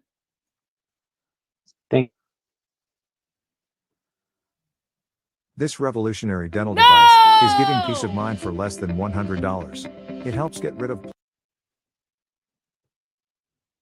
about it quite a bunch, and maybe we'll come up again in the session, is just this notion of the opt-in, opt-out, but also the human neutrality. Like we just pass for what is quote unquote normal, and therefore have this degree of privilege when it comes to these discussions. And so holding ourselves accountable, kind of coming back to Julia's formulation, becomes even more important. And you know, it's essential that we sit with the discomfort you've kind of identified. So thank you. Our last discussant is Dr. David Rosenthal, a faculty member in the Department of Mathematics and Computer Science. And David, the question for you is, can you talk about a time when white privilege was evident to you? Thank you. Oh God, this is going to be good. So the question is, can you talk about a time when white privilege was evident for you? Thank you. So I'm a white middle-aged man. I guess a light blue shirt with a tie, blue tie, and beard. No hair on my head, but I have a reddish beard. God. Wyatt H says, how did I not know about these happy hour live streams? This is my idea of a great Friday afternoon. That's what I'm saying. It's going to be Friday. We might as well get drunk and watch diversity nonsense on the internet. Why not? Why not? Get your bingo card, Wyatt. Get your bingo card in the description below. So, like many people, of course, heavily influenced by my parents. Ginger privilege, exactly. Have always been committed to anti-racist work. In fact, that's how they met. And they raised my sisters and me in an environment that enabled us to develop diverse group of friends and to form deep bonds. And so as we grew up, we saw our friends being treated differently in various moments, being disciplined more harshly in school, say when we were all late, and I was not being treated as harshly as they were, or brilliant friends of mine who were discouraged from applying to certain universities because they were told it would be too difficult. Why is the sound messed online up? That was put together by Academics for Black Lives, which was really great, very intensive, lots of great stuff, including learning. Used to be race and gender, now clothes and attributes. When did this start? Seriously. Okay, so what this is Godard Bazaars tells us that the reason they're talking about what they look like is for blind people, essentially. But really it's just to make themselves feel good, but that's the rationale behind it. Lots of, lots of history, learning about intersectionality, which was introduced by Kimberly Crenshaw, about bingo card, intersectionality. But also there was a component on whiteness and thinking about white privilege, and a key part of that was very reflective, to be reflective. And that part, of course, is very difficult. And some of the things that came up that I thought about, one situation in particular, where one of my close friends, who's Black, we were roommates together for 4 years in college, and like lots of students in our 4th year, we decided to move off campus. And I can't remember exactly why, but I was okay. Do we think he's going to cry? Y for yes, N for no. Do we think he's gonna? I think he might get close. I don't think he's gonna cry, but like I really think like he's already, like his voice is already shaking. I think he might get close to crying and reflecting on his own white privilege. So Y for yes, yet N for no. I was up there a little early, so I was the one who went out and found us the place. And no seems to be winning. Apartment. We were happy with it, and then at the end of the year, he was graduating, going off to medical school, and I was small closet doors, backdrop 3, 2, 1, clap. Yeah, for my graduate work there. And so I went back to that same realtor that I found that apartment with, figuring, okay, I'll find another nice one. And while I was sitting there looking over some papers, I can't remember if it was paperwork I had to fill out, or if it were some apartments that we might go look at. At some point, he sort of says something like, so it's just going to be you, right? No roommate. And I said, no, yeah, he's graduated. So I need to find a place for myself that I can afford. He said, okay, good. Cause, there were some questions about me. I don't know if he was involved with any drugs, or I know coming home late a lot or something. And my quick reaction was just, no, of course not. But in that moment, of course, realizing that, the first time that I was shown the apartment, right, he doesn't know that my roommate was going to be Black. And so, the apartments he showed me, apparently he's making that clear. That's affected by that fact. And actually recognizing that if I choose to just navigate in that moment,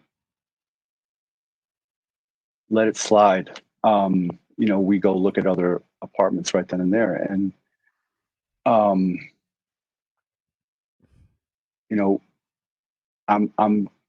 I'm grateful to my partner at the time. She was sitting next to me in that, and she leaned in and said, "Do you hear what he's saying?" And it helped me, snap out of that, that frozen state I was in, and to be present, to not let that moment pass, and to address it head on. And this work. I'm actually interested to hear what happens in this story. Ending, right? Racism permeates. Wait, no, you're supposed to tell us the story about how you address the obvious racism head on. I feel like I've been left completely hanging. He better tell the rest of this goddamn story. It's everything in this country, it seems. And so, what'd you do? Yeah, that moment is one of the ones that really stuck out to me. How did you address it? He is going to leave us hanging. Isn't that the whole point of that story? I can almost smell the self-hate through the screen. So sad. And yeah, I agree with you on that. But like, I want to know what happened. Did he address the obvious racism? Like, what was even the point of that story? Thank you, David. I'm thinking about some conversations that you and I have had as well, where you realize, that's probably and I'm guessing everyone in this session will recognize a version of this, because there's many different identities around which this happens. But were you being... In other words, he just made up that entire story because he was told by his boss or something, do a webinar in which you talk about a moment in which you acknowledge like white privilege. And he was like, in a group of, let's say, other white people or other straight people. It really depends on the identity in question, but let's focus on whiteness here. Find that people make assumptions about what you believe and then tell jokes or make other comments where you then have, I think it's incumbent on us to kind of step up. I forget what you said your partner did, called you in, but to almost call ourselves in to introduce. Oh, to call out versus being called in. I need to add those to the bingo cards. Call out versus call in. Does bingo work when Carlin says it? I'll have to think about that rule. No. Bodies was mentioned. Yes, bodies is a bingo word that was mentioned. Okay, how far away are people from blackout bingo? How many words do you have left for blackout bingo? Put your answer in the chat. Project and interrupt those assumptions about us so that people do not imagine, other white people typically do not imagine that there is no one else in the room who actually, or that we all agree. And I know as a gay guy, like that happens in another valence with me, not that infrequently. He's like a Pete Buttigieg gay guy. Student of history says, will he confront the racism? Will he, listen, man, if that guy did not actually confront that inherent racism, that means he's breaking Robin DiAngelo's rules and is not a good anti-racist. So he better have confronted that racism, and I want the rest of that goddamn story. Will he confront the racism? Will he punk out like the sad little man he is? Find out next time on Woke Seminar Zur. Where folks will kind of say something around me, assuming I'm straight, and then I'm in that sort of uncomfortable position. But anyway, that's a side note. I just want to encourage people to put questions in the chat. I just want to say that I don't think many people are assuming this guy is straight. I'm just saying. Because we very, very much want this discussion to be centered around your questions and around what you're thinking. It could be related to the things that the discussants have already said, or entirely different things that are just kind of on your mind that we maybe didn't hit on. We have a couple of questions queued up, so I'll start with one of those. But we're really keen to hear what you have to say. So please. Okay. As a reminder, anytime they say they have questions queued up, that means they made up the questions beforehand because they knew no one was going to ask them real questions. Godar Bazaar needs 3 more spaces for a blackout bingo. We're getting close, people. Please take advantage of that chat feature. Okay, so the first question I have is, it's really going right at the heart of the topic, which is, what is it? When we're talking about this construct of whiteness, what is it? And how and why is it maintained in American society despite the ideals that Barack Obama talked about, that were proclaimed in our founding documents? And I'm going to turn it over to Caroline. Wait. Can we just talk about this sentence? That Barack Obama talked about the founding ideals, but they were also proclaimed in our founding documents. It's like there's no other presidents except Obama. For a first response. So thank you, Matt. That's a really great question and a really hard question to answer. So I will do my best to at least tap at it. So I think the construct of whiteness clearly is constructed, which means it's been built. It was built up by... If the concept of whiteness is constructed, then why are all white people racist from the womb, which is what Robin DiAngelo says in her flipping book? If it's completely socially constructed, then how is it possible for someone to be racist before they're even GD born? It makes no sense. These people contradict themselves all the flipping times. Congratulations, Cindy Chastain, for your bingo. Mount that like button. We're like an hour and a half into this webinar. We're absolutely at the mounting phase of the like. I've almost had I've had maybe half a bottle of wine, so we're getting there. So something. Oh God. Godar Bazaar says they look like members of my occult. They do. Colin says Obama is their Lord and Savior in the religion of wokeness.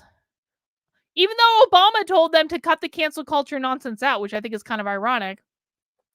Toffee Nut says, has there been any word from Texas on CRT? Will they follow Idaho or Hot Wheels? Texas is trying to ban it in schools. I don't know what the current status of that bill is. It doesn't get constructed on its own. The word alone means that there's someone or something behind the way something gets produced. So I think we need to keep that in mind when we're talking about the construct of whiteness, that it's not something that is a natural thing. We are not inherently white. Then why are we racist from the time we're born? It's not a natural thing. We are not. No, I promise you, Caroline, that I was naturally born with pasty white French Irish skin. I promise you, that was actually a thing.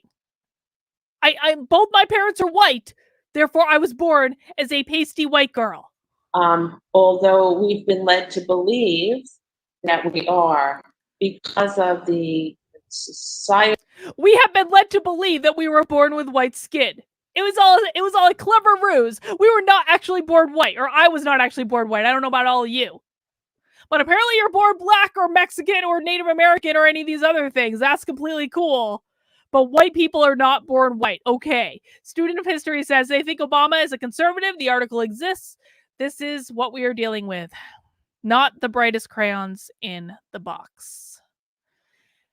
Alfie Pro says, instead of saying anti-racism, can you start using the winning term No. We're not doing this. We're not turning into an actual white power movement. No. What we are going to do is Chris Rufo has actually coined a new term for calling critical race theory state-sanctioned racism. So now, anytime we talk about critical race theory, we have to say state-sanctioned racism. And I might be getting a little bit drunk right now, so we're going to finish this webinar. Okay, let's go. Norms because of the political climate, because of the policies that we have all grown up with. So in that construct, it's kind of a mindset where people who have a certain skin pigmentation are. Where did that skin pigmentation come from? Did it come from our parents? Was it how we were born? Is that a natural occurring feature? Our skin pigmentation? Somehow privileged over those who do not. And that privilege ekes its way into everything. Skin pigmentation privilege. We aren't calling it white privilege anymore. We're calling it skin pigmentation privilege. That happens.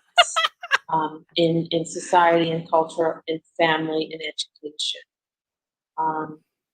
So yes, we have this ideal, the ideal in the founding documents of the country, but do we really, the founding documents were written by white men, white guys, old white men, who really created those documents to protect themselves and their own institution. Okay, this is an important lesson. So what she just this is an important lesson. What she just said is the founders were old white men who wrote the founding documents purely to protect themselves. This is a cardinal tenet of critical race theory, which is that white people only ever do things to benefit other white people. They never do things to benefit non-white people. So she just said that the founders were old white men who wrote the founding documents particularly to protect white people only. Even though whiteness is a social construct and it's not a real thing. And she also just said that we aren't naturally born white. So, whatever. Which themselves were already part of this construct of whiteness. So I think we have to be really careful when we talk about construct of whiteness. She said this within the same sentence.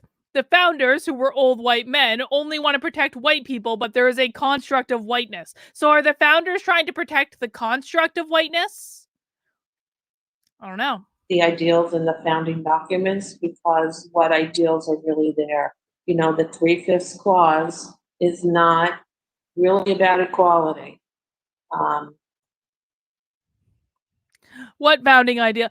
We hold these truths to be self-evident that all men are created equal. What about that clause? Who really got? I just remembered the Declaration of Independence better than Joe Biden did, and I'm almost drunk. To participate in the government and the decision making. I know there's no photographs, but look at the paintings. They're all white guys. They're all white. God damn it, our founders were all white. They're all white. Look at the paintings. But whiteness is just socially constructed and it's not a real thing. It's just something that's made up, but they were all white. in the room. So, and white men. So we have to And be they were really men. careful when we lay our arguments down by the ideals of the founding documents, the ideals of our history, because I think then we're not really looking at that history closely. Thank you. That's a really I am 100% putting this on a t-shirt. That is absolutely happening. No pigmentation without representation. important point about what the document actually says, in addition to some of the things that we're kind of holding up. So I think that's key. And now, Joanne. Yeah, I'm thinking of the work of Ibram X. Kendi, who visited our campus last year, the year before. And in his very, very major book, Stamped from the Beginning, The Definitive History of Racist Ideas, he points out that Ibram X. Kendi wrote a book called The Definitive Source of Racist Ideas. Okay. Ideas follow the behaviors and the actions. So, for example, we had slavery in America. Right? That was a fact. People were enslaved. People were in prison. We had the genocide of the indigenous people. So there had to be a way to justify that. And the ideas, like the 3/5 policy and the valuing of white over other, was something that wasn't that repealed through the correct process of amending the Constitution. Am I on glue? The United States is supposed to be a more perfect union. We strive to be a more perfect union. That's not to say we start out as perfect. We get more perfect over time. We take little baby steps every day to be a little bit better than we were the day before. That is the entire goddamn point. That was needed to really shore up our economic system, which depended on... Didn't we fight an entire fucking war over this? Am I making this up? Slavery. It's a very, very big book. And P.S., my ancestors founded goddamn Quebec. So I don't want to hear any nonsense about all white people being guilty for this stuff, because my ancestors never owned slaves. A smaller book had the anti-racist studies published more recently, and actually a middle school version of Stamped from the Beginning, which is an intensive work of scholarship. So I think that the ideas that we kind of see as our norms often are something that is justifying the way we constructed this. Okay, hang on. Super chat. Alexander Martin says, thank you, Carlin. You make my busiest workday so much better every Friday. Thank you, Alexandra. Also grateful I work alone in my kitchen so I can listen at work. Well, I am grateful that you are here. I am also grateful to everyone who is mounting that like button to let YouTube know that, you know, I'm doing something that you seem to like. I don't know. Mount that like button, people. Come on. Society in order to say, well, it's okay. It's okay that we have slavery. It's okay that we have Jim Crow. It's okay that we have segregation. And we can look at all those decisions of the Supreme Court, and they were meant to shore up the status quo. And all those decisions have since been overturned. As I recall, every single one of those decisions has since been overturned because we strive to be a more perfect union. Which advantage and continues to advantage a certain group of people, which many of the other speakers have said. So that's my reflection on that. Thank you. Humanity's history is beyond their understanding. Sure, and there's a lot of great truth? scholarship about the sort of invention of race, you know, not the literal invention of pigment, which is often where I think people incorrectly understand or maybe, you know, intentionally misunderstand what people... The invention of pigment? They invented pigment now? Okay. People are saying here, no one's inventing pigment. We're talking about race as a social concept. Make up your goddamn mind. Are you inventing pigment or are you not inventing pigment? As distinct from that, there's lots of great scholarship. It's easy to find if you want to Google anyone in this session to learn more about how that happened and how we sort of created Blackness as sort of a means of justifying many actions that were already well in progress. So, God, Naruto. Naruto says, we all need to learn from the popular 90s song, I Think I'm Turning Japanese, and figure out how they accomplished this. I am really surprised that song has not been banned yet, if I'm honest. Radical Moderate says, the 3/5 compromise was to prevent slaves from being counted for representation. It was agreed on by abolitionists to prevent slave states from being overrepresented. By the way, we are starting to get some questions. I'm just talking to the panel here, so I may actually pivot between the questions we're getting and the ones we'd kind of thought about in advance. But I'm going to go to one of... He just admitted they planted the questions in advance. Okay, at least he's honest. All right. The questions we thought about in advance first. In the first session, Dr. Beverly Green defined racism, and I thought that was just in a way that I thought was just so precise and taught. She said racism is a structured inequity, and racism doesn't require racists in order to work because it's written into the structures, and I'm thinking of Linda here too, and the rules of the game. So if you do nothing other than play by the rules, you may generate racist outcomes without necessarily accepting, at least consciously, a racist ideology. If you do everything to play by the rules, you will generate racist outcomes while not consciously accepting a racist ideology. These people, like everything that they can do to rationalize calling people racist, these people look for racism in goddamn everything. That is the entire purpose of critical theory. So the question that came out of this for us was, how can we shift the culture toward more just outcomes? And I know, David, you had some thoughts about that. I'm sure David has thoughts. Yeah. So that our ginger. One of the things that this makes me think about are the discussions that come up around implicit bias, and some of the training about that we've received over the years, and how that fits in. And humans are pattern recognizers, right? And it's what makes us good at, identifying key situations in sports or games or research, mathematics. And it also, of course, then. Yes. Alexandra asks, has everyone seen PragerU's with James Lindsay? If you have not seen James Lindsay's PragerU video, it is awesome. They did a really good job of explaining critical race theory in 5 minutes. It's so good. So make sure you check that out. Student of History says, on a separate note, since we are getting into the warmer month, if anyone wants a fun mixed lemonade drink and Red Stag, it tastes like Bomb Pop. Okay, I'm intrigued. Maybe we can have like cocktail making hour as we get into our summer months. Well, then get a new bingo card. I don't know what to tell you. I can't troubleshoot the bingo card right now. I'm almost drunk. God dang. I can't do all the things, people. And leaves us susceptible to being manipulated, right? It's why propaganda works. Of course, nobody wants to think that they're programmed, but we have to acknowledge the power of patterns that wind up getting into our filters. Right, we hear about in the quest to create self. This is actually a really good question. They did have a student earlier that was like a BIPOC student, but I am actually genuinely surprised they are having this whole webinar without any representation from Black people. But it's probably because it's a webinar about deconstructing whiteness. So they're like, we cannot make the Black people do our emotional labor. Bingo card square, if you have it. We cannot make Black people do emotional labor. We as the white people have to take on this burden of teaching other white people about their inherent whiteness. Self-driving cars, right? Turns out at one stage they're racially biased. They're not able to identify Black pedestrians correctly, right? How can that be possible? Well, clearly. White people are unable to identify Black pedestrians. Has anyone run over a Black person in the middle of the street when they were crossing the road because you didn't recognize them as a pedestrian? I'm just asking because I don't think that's ever happened to me. The programmers, as they're feeding the training data into these machine learning algorithms, that data was biased, right? It goes back to that notion of what is sort of the average person, right? And of course, that relates to.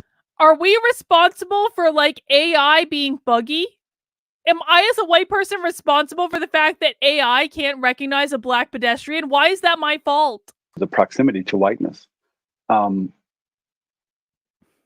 Natalie Byfield gave a really nice, from Sociology Department St. John, she gave a really, really great presentation about the Central Park 5 case about a year and a half ago. And in that presentation, one of the things that she was talking about with over those decades, in the last several decades, the massive collection of data that came about during those stop and frisk policies.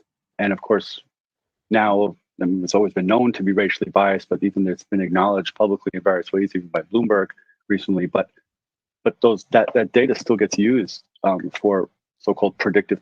Why is it racist for AI? Like, I don't understand. It's AI. It's a computer. Why are white people responsible for the racism of a computer?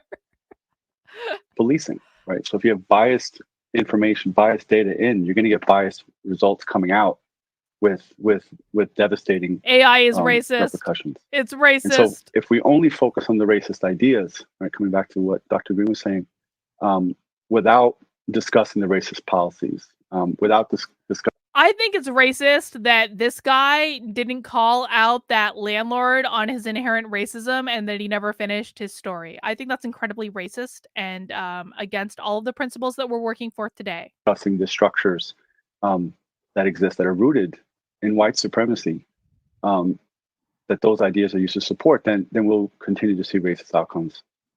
And at universities, we have a lot to examine. In many ways, universities are gay. This makes me so sad. If I wasn't married and if I was in the dating pool and this was the caliber of man, like these soy boys that are like everything is racist, I would never be married. I was going to say something worse than that, but good thing CRT is exposed. Imagine if it was still in the shadows. I mean, for a lot of people, it really is still in the shadows. It really, really is. Don't think everyone knows about this because we are the anomaly. Gatekeepers. And collectively, we need to look everywhere, frankly. As Dr. Green also said in her comments in that first panel, this process won't be easy, right? The process of questioning what are the origins of one's beliefs. This is a difficult process, right? Questioning how things got into our filters. But the sort of classic response of, well, that's the way things have always been done in response to various things, that clearly can't be a way forward. I mean, I'm serious. Like I'm gonna be honest. Like 15 years ago, I would have like met this guy at a bar and been like, "Okay, you're like actually a man because like you're bald and you got the goatee and all that stuff." I would have had a completely different impression than what I have on him today.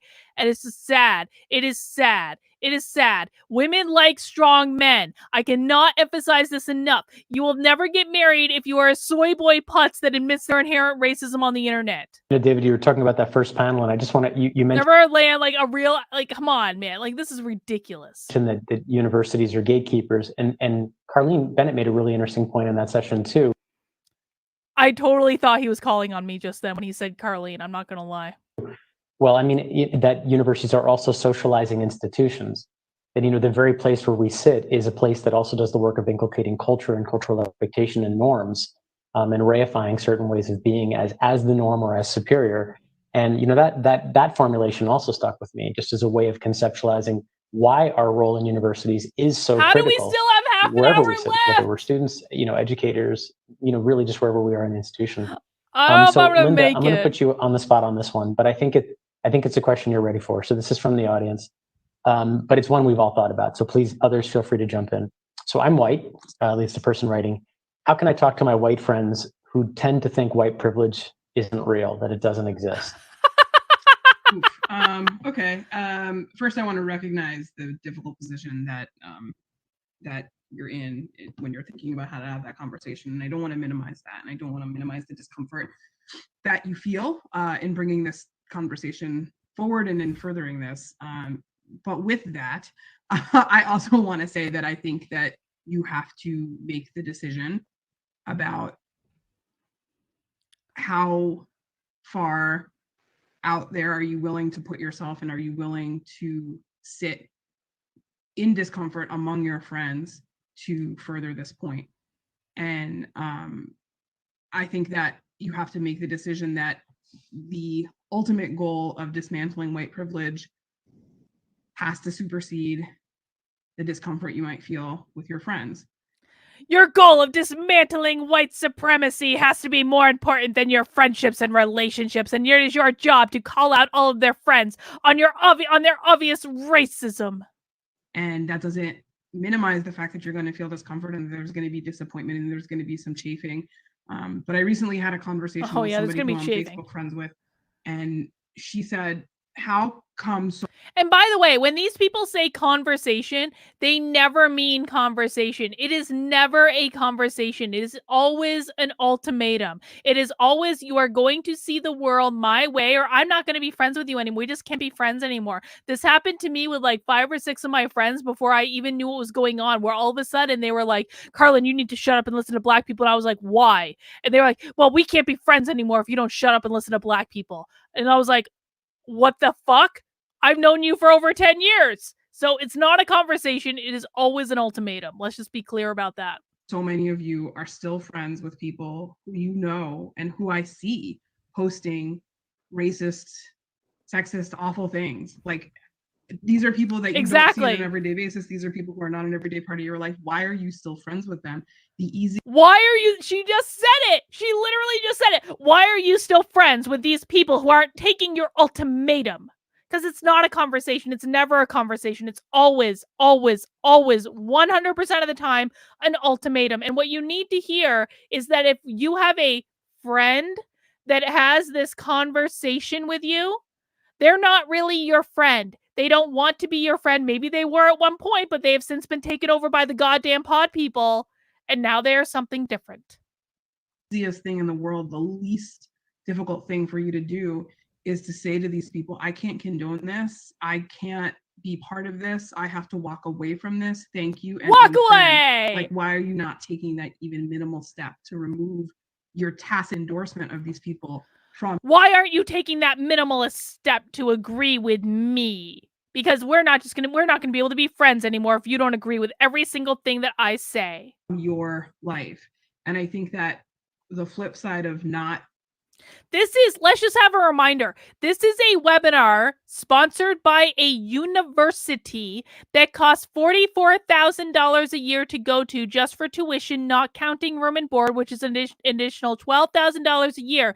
And this university has a director of digital communication who is telling you if your friends don't bend the knee to what you want, then you can't be friends with them anymore and you have to call them out on their inherent racism. Talking to your friends is basically tacitly endorsing their worldview, which you know is incorrect. If you remain friends with them, then you are supporting racism. I would also say a way to do it is to find a personal story for yourself about maybe a time when you realized, like, oh, I didn't even realize I had this privilege. I didn't even realize like this X, Y, and Z happened to me. And it made me really think about, have you ever had anything like that happen to you? Has anything like that ever happened in your life? So try and bring it down to the personal, but also just recognize that the flip side of not having that conversation means that you're basically endorsing that worldview and you're letting it perpetuate. So you're not sort of taking that minimal step you need to take to help foster individual awareness. Now, what the person does with your conversation is their decision, but staying silent in that situation or not talking about it for fear of bringing discomfort is probably, I think, where many of us get tripped up and where silence is violence. Silence is complicity. Many of us have the biggest problem is like, well, I don't want to say anything because I don't want to get so-and-so upset. But I think we have to stop coddling each other, and we have to stop coddling. Like, white people have to stop coddling each other.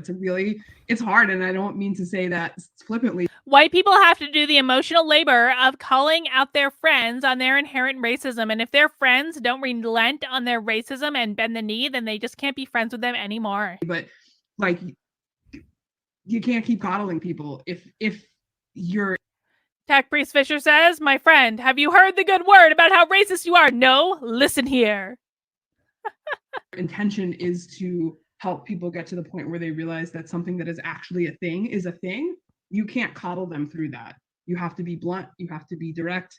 You have to speak from your heart, and you have to just let that person deal with it. If we actually see a cat before the end of this webinar, the entire chat is going to lose their shit. The way that person's going to deal with it. I think that's right. And I'll just say one other thing, which is that oftentimes in my conversations with white people, with my family and friends, that oftentimes they did you hear what he just said? In my conversations with white people, I met my family and friends.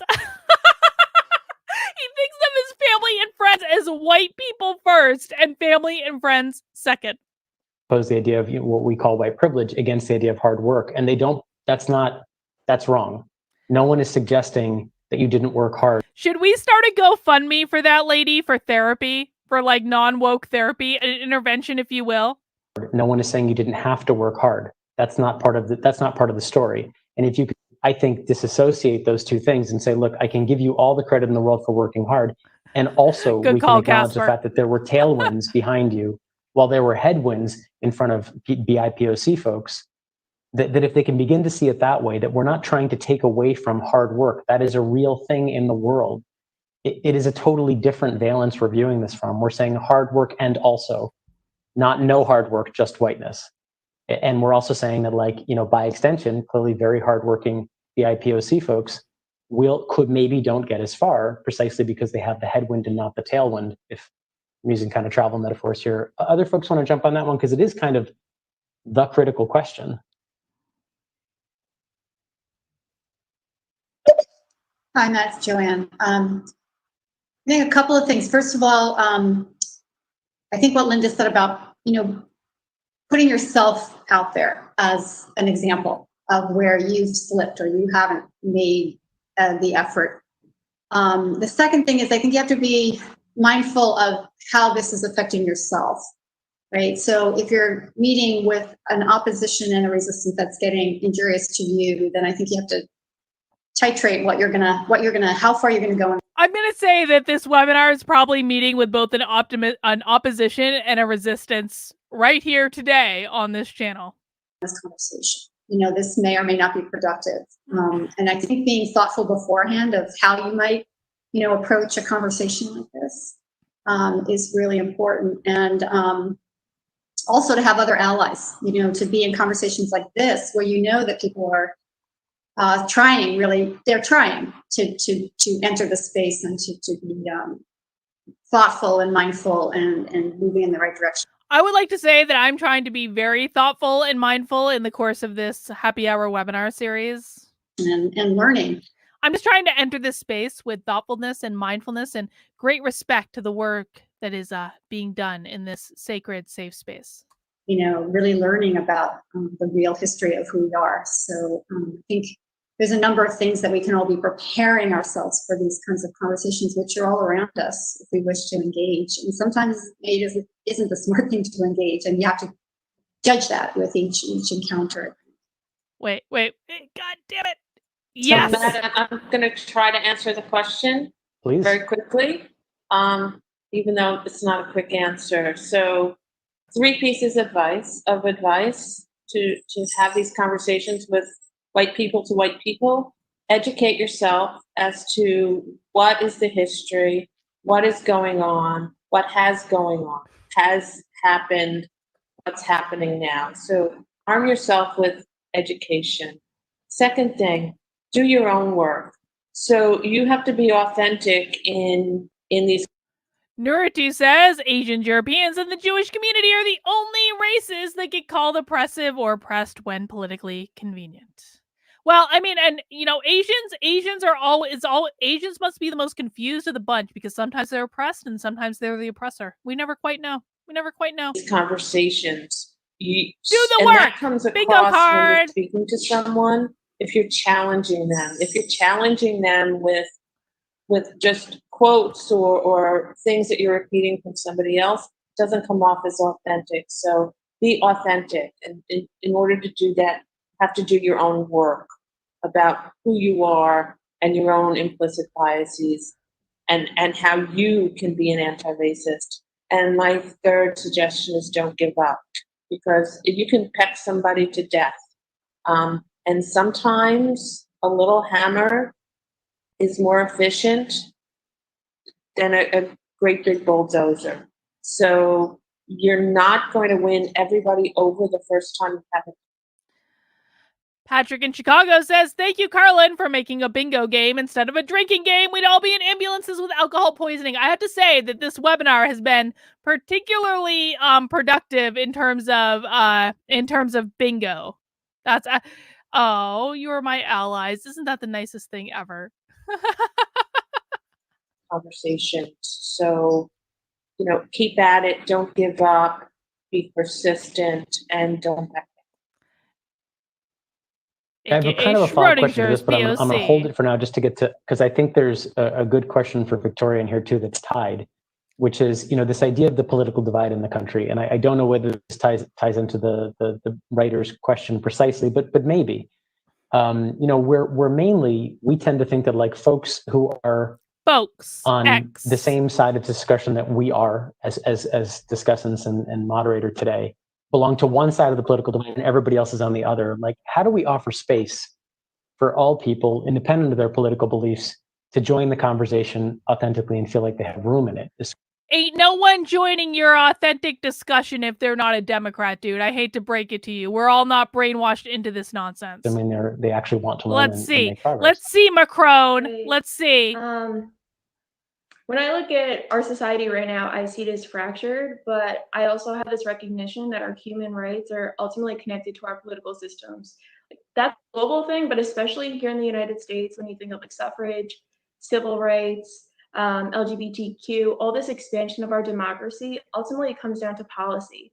And so while the upcoming election is super important, and who gets elected, we have to look at the implications of what that specific person means. I thought we were talking about bridging the political divide, not campaigning for an election that you guys effing stole anyway. And the trickle effects beyond just one president. And it's alarming to consider all the different places of implication in our world and where unjust policy currently meets specifically the Black community. When we think of poverty, when we think of the justice system, there's a lot that goes into it. But what's required of each of us is to really discern, what our place. Hang on. Okay. Jenny D says, how is folks a woke word? What does it mean? Why don't they just, okay, it's woke because they do it FOLX. It's not folks, FOLKS, it's FOLX. And it's meant specifically to be a non-gendered term. That's why it's woke.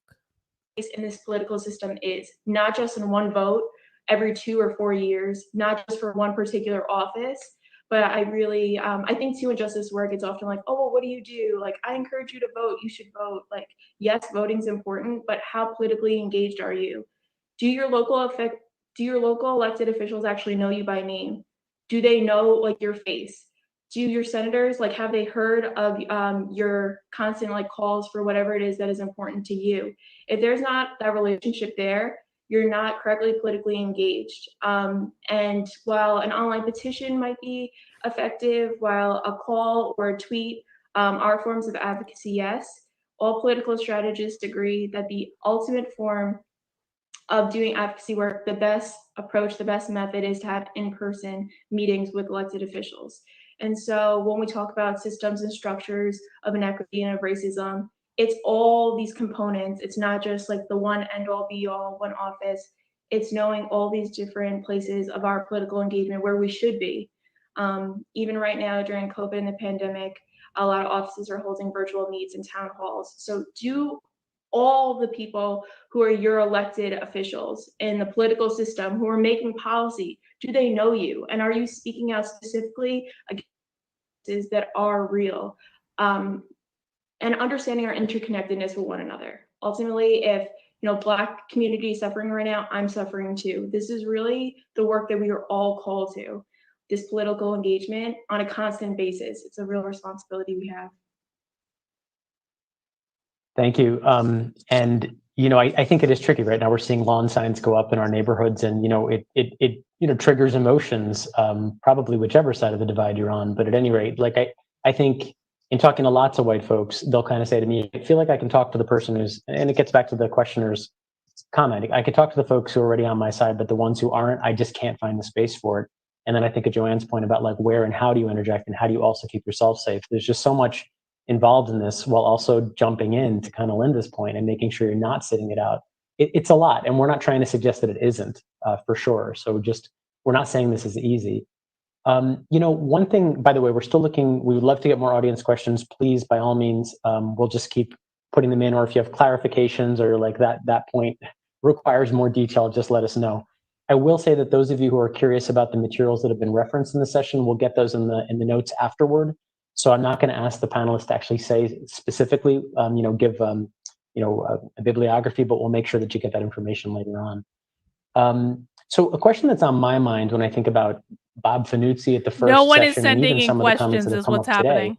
is the role of kind of ethnicity in some of these conversations. That, when you think about white people saying that like they don't understand white privilege, a lot of times what I find latent in those discussions, or over, it depends, is the idea that, well, my ancestors, first of all, had nothing to do with this system called slavery. They came way after that. Yes. And also they came with $3 in their pocket.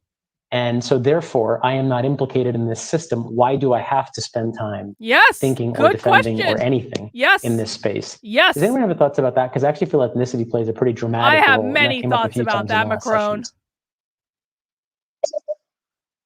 Matt, I don't remember who said this. It was somebody in a talk someplace about why is it that people who've struggled through those things, the ethnic discrimination and things like that, why don't they feel like a compatibility or a recognition or a sympathy with people who are struggling with that kind of thing now? Why does it? They probably do, but it's a lot harder to feel sympathy for something when people like you are looking at them being like, you're privileged, you're racist.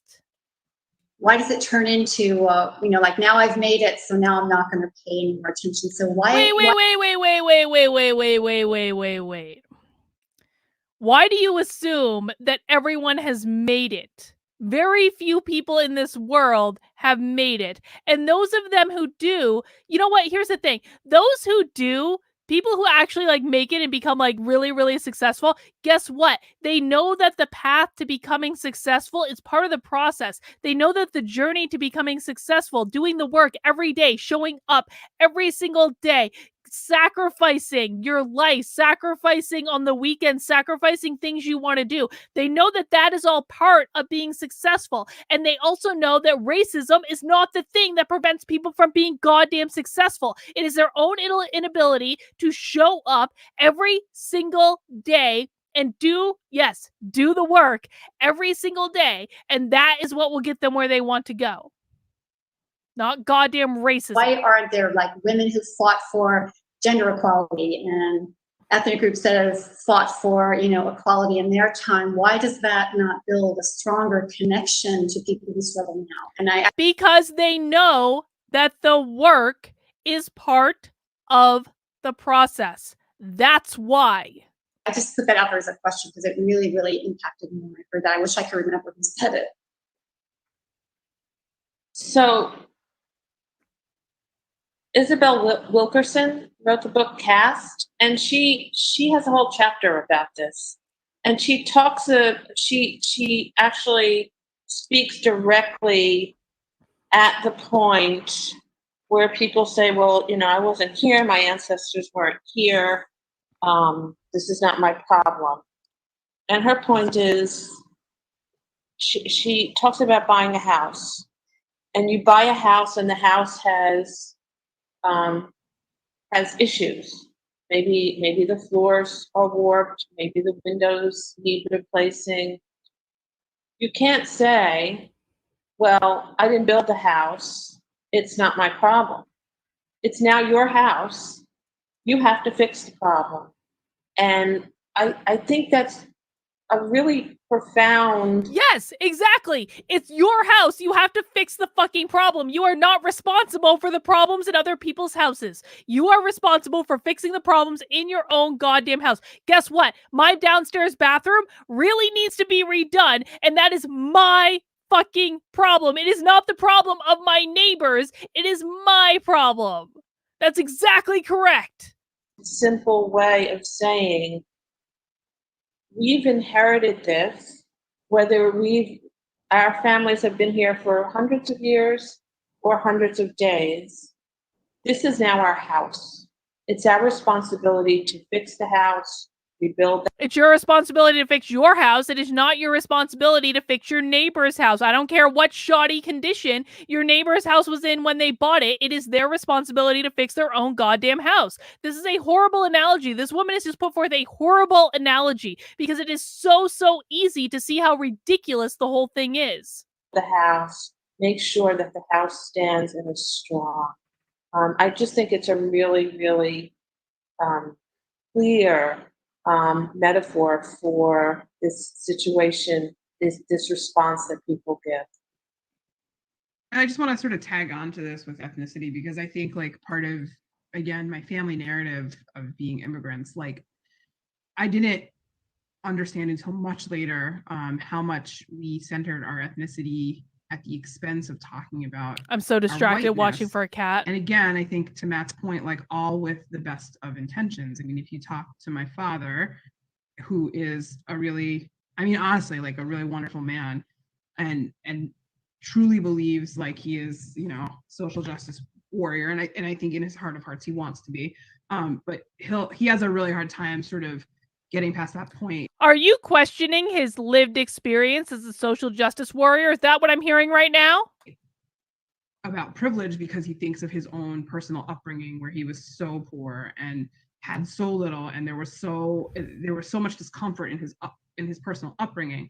And I was so conscious of myself as an Italian American growing up, to the point where oh, she's Italian. Oh, really? Well, guess what Robin DiAngelo says about Italians and white fragility? Robin DiAngelo says that Italians have assimilated to whiteness, and therefore any racism that they have existed against Italians in the past no longer has relevance because Italians have assimilated to whiteness. So I went to college at an extremely white college, like very rare. I went to school with white people. Oh my god, color there. So much so that I was actually interviewed for a book or a senior project on interracial friendships, because I was very good friends with a Black woman, and this woman was doing a research project on interracial friendships at this college because it was such a white college, right?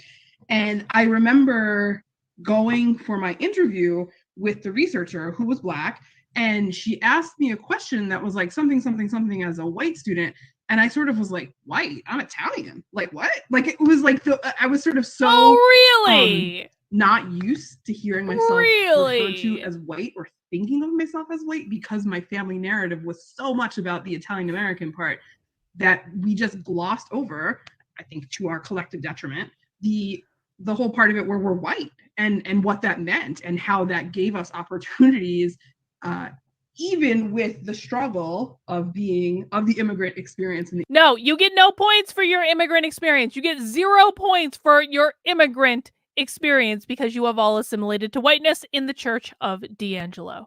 Immigrant story, like we were still white, and it took that moment, like I was truly like, I remember I had a physical reaction. I was like my head kind of turned, and I was like, I'm not white, I'm Italian American. And then I was like, oh, you idiot, yes, you're white. Like, yes, of course you're white. So I think that the ethnicity she forgot she was white because there was so much pride around being a sort of high achieving member of that ethnicity and being a high achieving immigrant family, that I just never took the time to really sit with the fact that my 10 more minutes, guys. We're gonna make it 10 more minutes. Was very much tied to also my whiteness. You know, I'm just going to say one thought that comes to my mind, and then we're actually going to go to our last question, which is kind of takeaways and next steps, is that, you know, whenever I think about this question myself, and I had a similar upbringing, although a couple of generations removed from Linda's, but, you know, it's like you can't opt out of white privilege. You can't say, well, I'm a different kind of white. It doesn't work like that any more than a BIPOC person could say, I'm going to opt out of the system of oppression. I, in fact, can opt out of white privilege because I do not believe that white privilege is actually a real thing. I, in fact, can opt out of white privilege, and so can all of you. It doesn't work like that. And so saying that I was not historically involved, well, first of all, likely you were, but that's a longer story. But more precise. No, wrong. No, did you just assume the personal histories of 300 million people? Basically, this is not a choice you get to make. We benefit whether we want to or not consciously, you know. I also just want to answer. You know what? I'm going to say something controversial. I don't care. I don't care. I grew up in a lower middle class family, and I worked my entire goddamn life to become successful. I don't care if I inadvertently benefited from my skin color. I don't care. This is the way of the world. People have different experiences. Some Black people grew up extremely wealthy. Am I more privileged than they are? No. Sorry, not. I had to pay my way through school. I had to work really hard. So did many of you. Like, this is absolutely absurd. People have different experiences in life. They have different experiences. People start from different places. It all serves the greater goddamn purpose. Question, I have a response from the committee. So the question was, why is this panel largely or entirely comprised of white people, aside from the folks who introduced us? And I just want to read their response. So we felt it's important for white folks to have the opportunity to deeply engage this conversation directly. Emotional labor. The IPOC folks talk about this all the time, teach about this, experience it for centuries. The construct of whiteness versus blackness, which is the usual US binary, and has its problems, is a concept and construct created by those who were and are in power structurally, meaning white, male, cisgender, people with wealth or property. So we thought it'd be really powerful to demonstrate for our audience, who is primarily white, how they can deepen their awareness and hopefully actively dismantle the construct of whiteness within. He is literally reading off of a speech right now.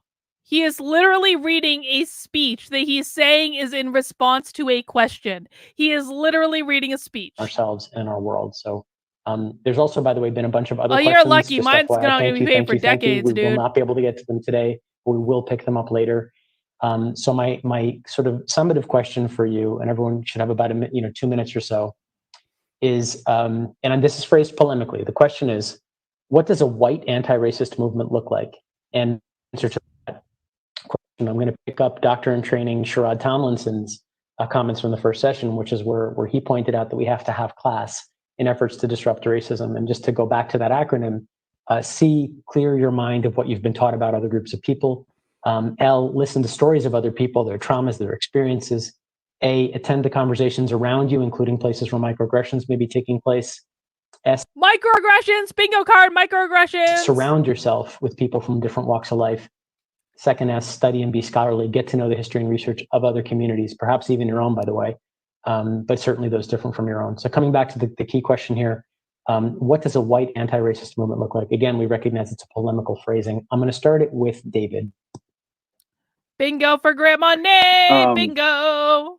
Well, there are a couple quick things. So in particular, the study and scholarly aspect of class, I think that's incredibly important. We are at a university after all. This is what we are expected to engage in. And so, that relates to like the previous bingo for question in terms of folks who feel like, I don't need to participate in this. I worked hard. Bingo for doctor. To understand the history, the targeting of Black communities, the terrorizing, right? By understanding redlining and other practices that continue, which prevent that from happening in the same way as other communities. But in terms of Tech Priest Fisher says, surround yourself with other people. Learn how some of us POCs grew up far more privileged than you did. Become confused by reality. Yes, exactly. Of moving forward, Jaya with a bingo. My feeling is always that it's collective. It needs to be collective. Everyone wins when there's bingo. Everyone wins today. Need to listen and to fulfill that full acronym.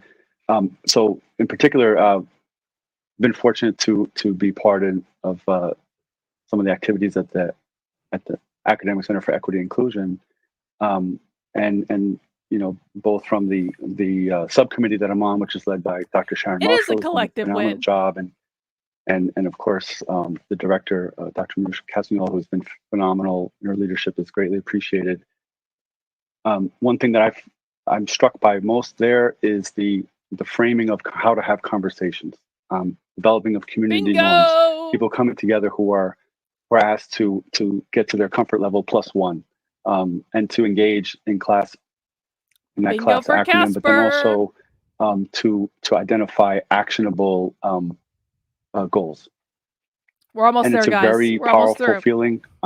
There's the initial part of with all this questioning of oneself, which is uncomfortable at various times and difficult, but collectively we have strength, and to me that's the way we move forward, and in particular at this university. Thank you. Linda. Yes, Linda. Okay, so I think there's sort of two things that I think a white anti-racist movement looks like. I think the number one thing is to take individual accountability and get to the point where that individual accountability compels you to call out the system. And to do this on your own I'm going to come back to a common theme without having to be coddled and without expecting, frankly, like a ticker tape parade when you do it. Like do that work on your own. If you find groups of like-minded other white people who you can do the work with, do that work. Don't make people prove to you that there is an issue, because that takes time and energy away from the real work that has to be done, because this is just part of the work. This is the work that white people have to do so that we can help do the real work and share some of the burden and carry some of the responsibility, because that's really what has to happen for white people to sort of get past this point of needing to have proof that there's a problem. So that's part one. The other one's a little more personal for me. I'm a parent to a 4-year-old. And a cat. And I think that that's an opportunity. And a cat. To see that as a gift that I have, to help my daughter understand certain things that it took me much longer to understand than it should have, to talk with her more frankly, to think about what is she reading, what is she exposed to, what are we talking to her about. Let's have really direct conversations about race, about racism. And there's something really beautiful about having to have those conversations. She's teaching her daughter that she's racist. That's what she's really saying. She's teaching her daughter that she's racist. Child Protective Services should visit this woman because she's teaching her daughter that she's racist. With a 4-year-old, which sounds weird, but she's teaching a 4-year-old she's racist. You have to simplify things, and you have to distill things down to their core and to their essence. And so it gives me the opportunity to really crystallize my thinking and come to new understandings on my. You guys remember that picture where the mother made her young child kneel and hold up a sign about her white supremacy or something like that? That's this woman. That is this woman right here. Because I have to get a kid to understand them. I had to get my 4-year-old to understand what was happening in a health pandemic. No. And that was hard. Your 4-year-old does not need to understand what's happening. That is not critical to the situation at all, any step of the way. This is child abuse. It is child abuse to teach children these things. But that also gave me confidence, because I realized I can now talk to her about the pandemic of racism. It's not as hard as I thought it was. She's and 4. They make more connections than you think they're going to make. So that's the other work that I think, if you have the opportunity to mold the next generation of white people in some meaningful way, take that opportunity and think about what you wish you would have realized sooner, and help those people in your life get to that point a little sooner than you did, so that they can be informed by your learning and avoid some of the mistakes you've made. I have no words for how crazy the next that generation is. Part, super German at a university. Yes, Linda, stunning and brave for teaching your 4-year-old that she is a racist. Stunning and brave. For sure. So, Victoria. I think it's providential in a sense that today in the Catholic tradition, we celebrate the feast of St. Peter Claver, who was, a white Spaniard who was sent to Colombia in the 1600s and wound up spending over 30 years working towards abolition. And so what made him effective in his work, and why he's held as a justice worker in our faith tradition, hundreds of years later, is that he took time for prayer to dedicate and really be intentional about what God was calling him to do. So whether you are a faith-filled person or a person of goodwill, I recommend that you set aside that time for yourself, to have moments of quiet, to also recognize your places of influence, the people in your circles, what exactly would make you most effective.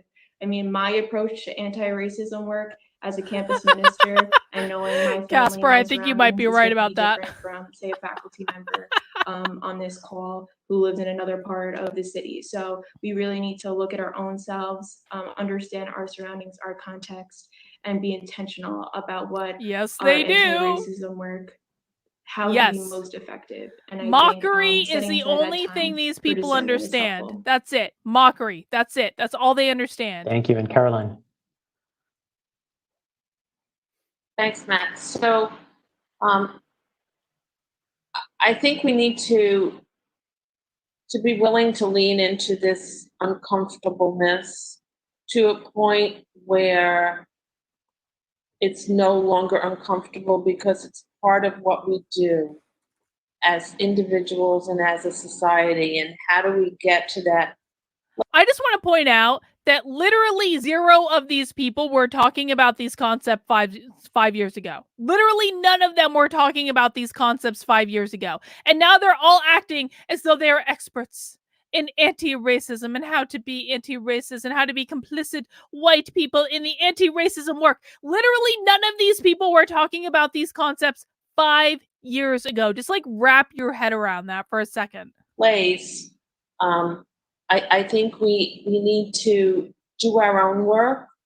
I think we need to go beyond doing this internal dialogue, these conversations. I think we need to turn the conversation into action, a very Vincentian thing, right? We know what the problem is. Thank you, Grandma What are we going Nay. to do about it? Mount that like button, guys. Last chance to mount that like button. Would incorporate white privilege into making the changes. So what we need to do is take or make use of our own white privileges to change the systems that already exist. Thank you. And Joanne?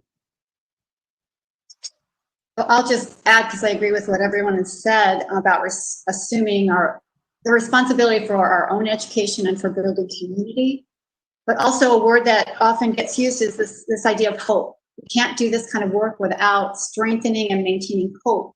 And that doesn't mean that you become an optimist thinking everything is going to be okay. I heard somebody define it as a commitment to continue to do the work despite what I did say mount that like button, because we mount the like button on this channel. We don't smash it, we mount it.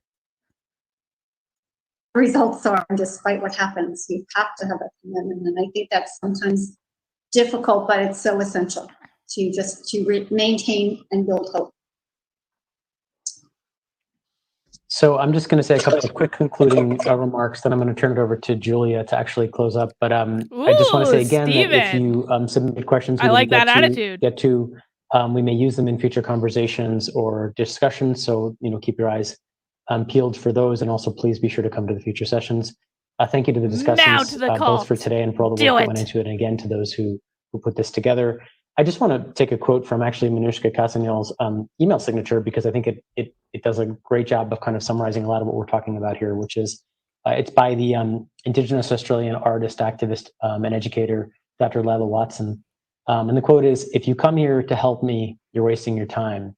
But if you've come because your liberation is bound up with mine, then let us work together." I think that's critical. These conversations are also about liberating white people, whether we recognize it or not. The system does harm to us all.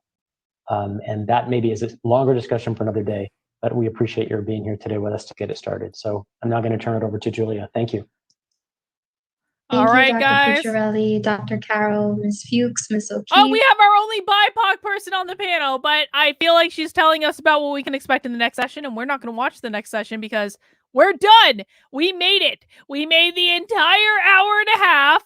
Folks, congratulations. Mike Brown, thank you for the super chat. Thanks for speaking out about this insanity and oppressive behavior.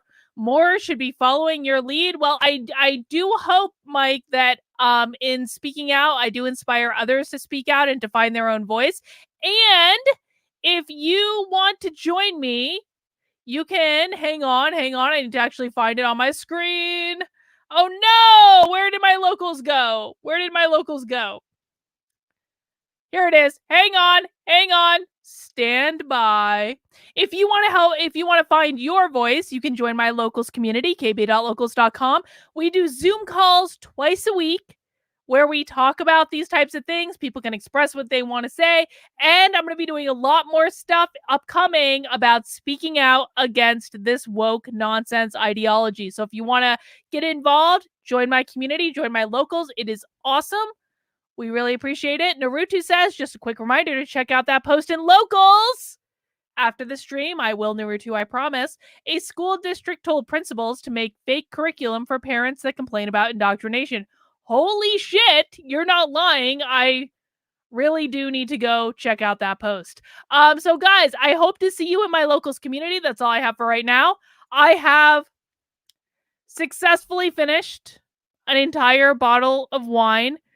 Yet again, I always go into these live streams and I'm like, I'm not going to get drunk. I'm just going to have a glass. It's going to be fine. And then I start watching it and I'm like, this shit is bullshit and I can't take it without drinking. So I'm pretty lit right now. I'm going to go downstairs and watch The Handmaid's Tale for a little while. And that's all she wrote. I hope you guys have a wonderful weekend. And I will see you soon. All right, guys. Take care. Bye.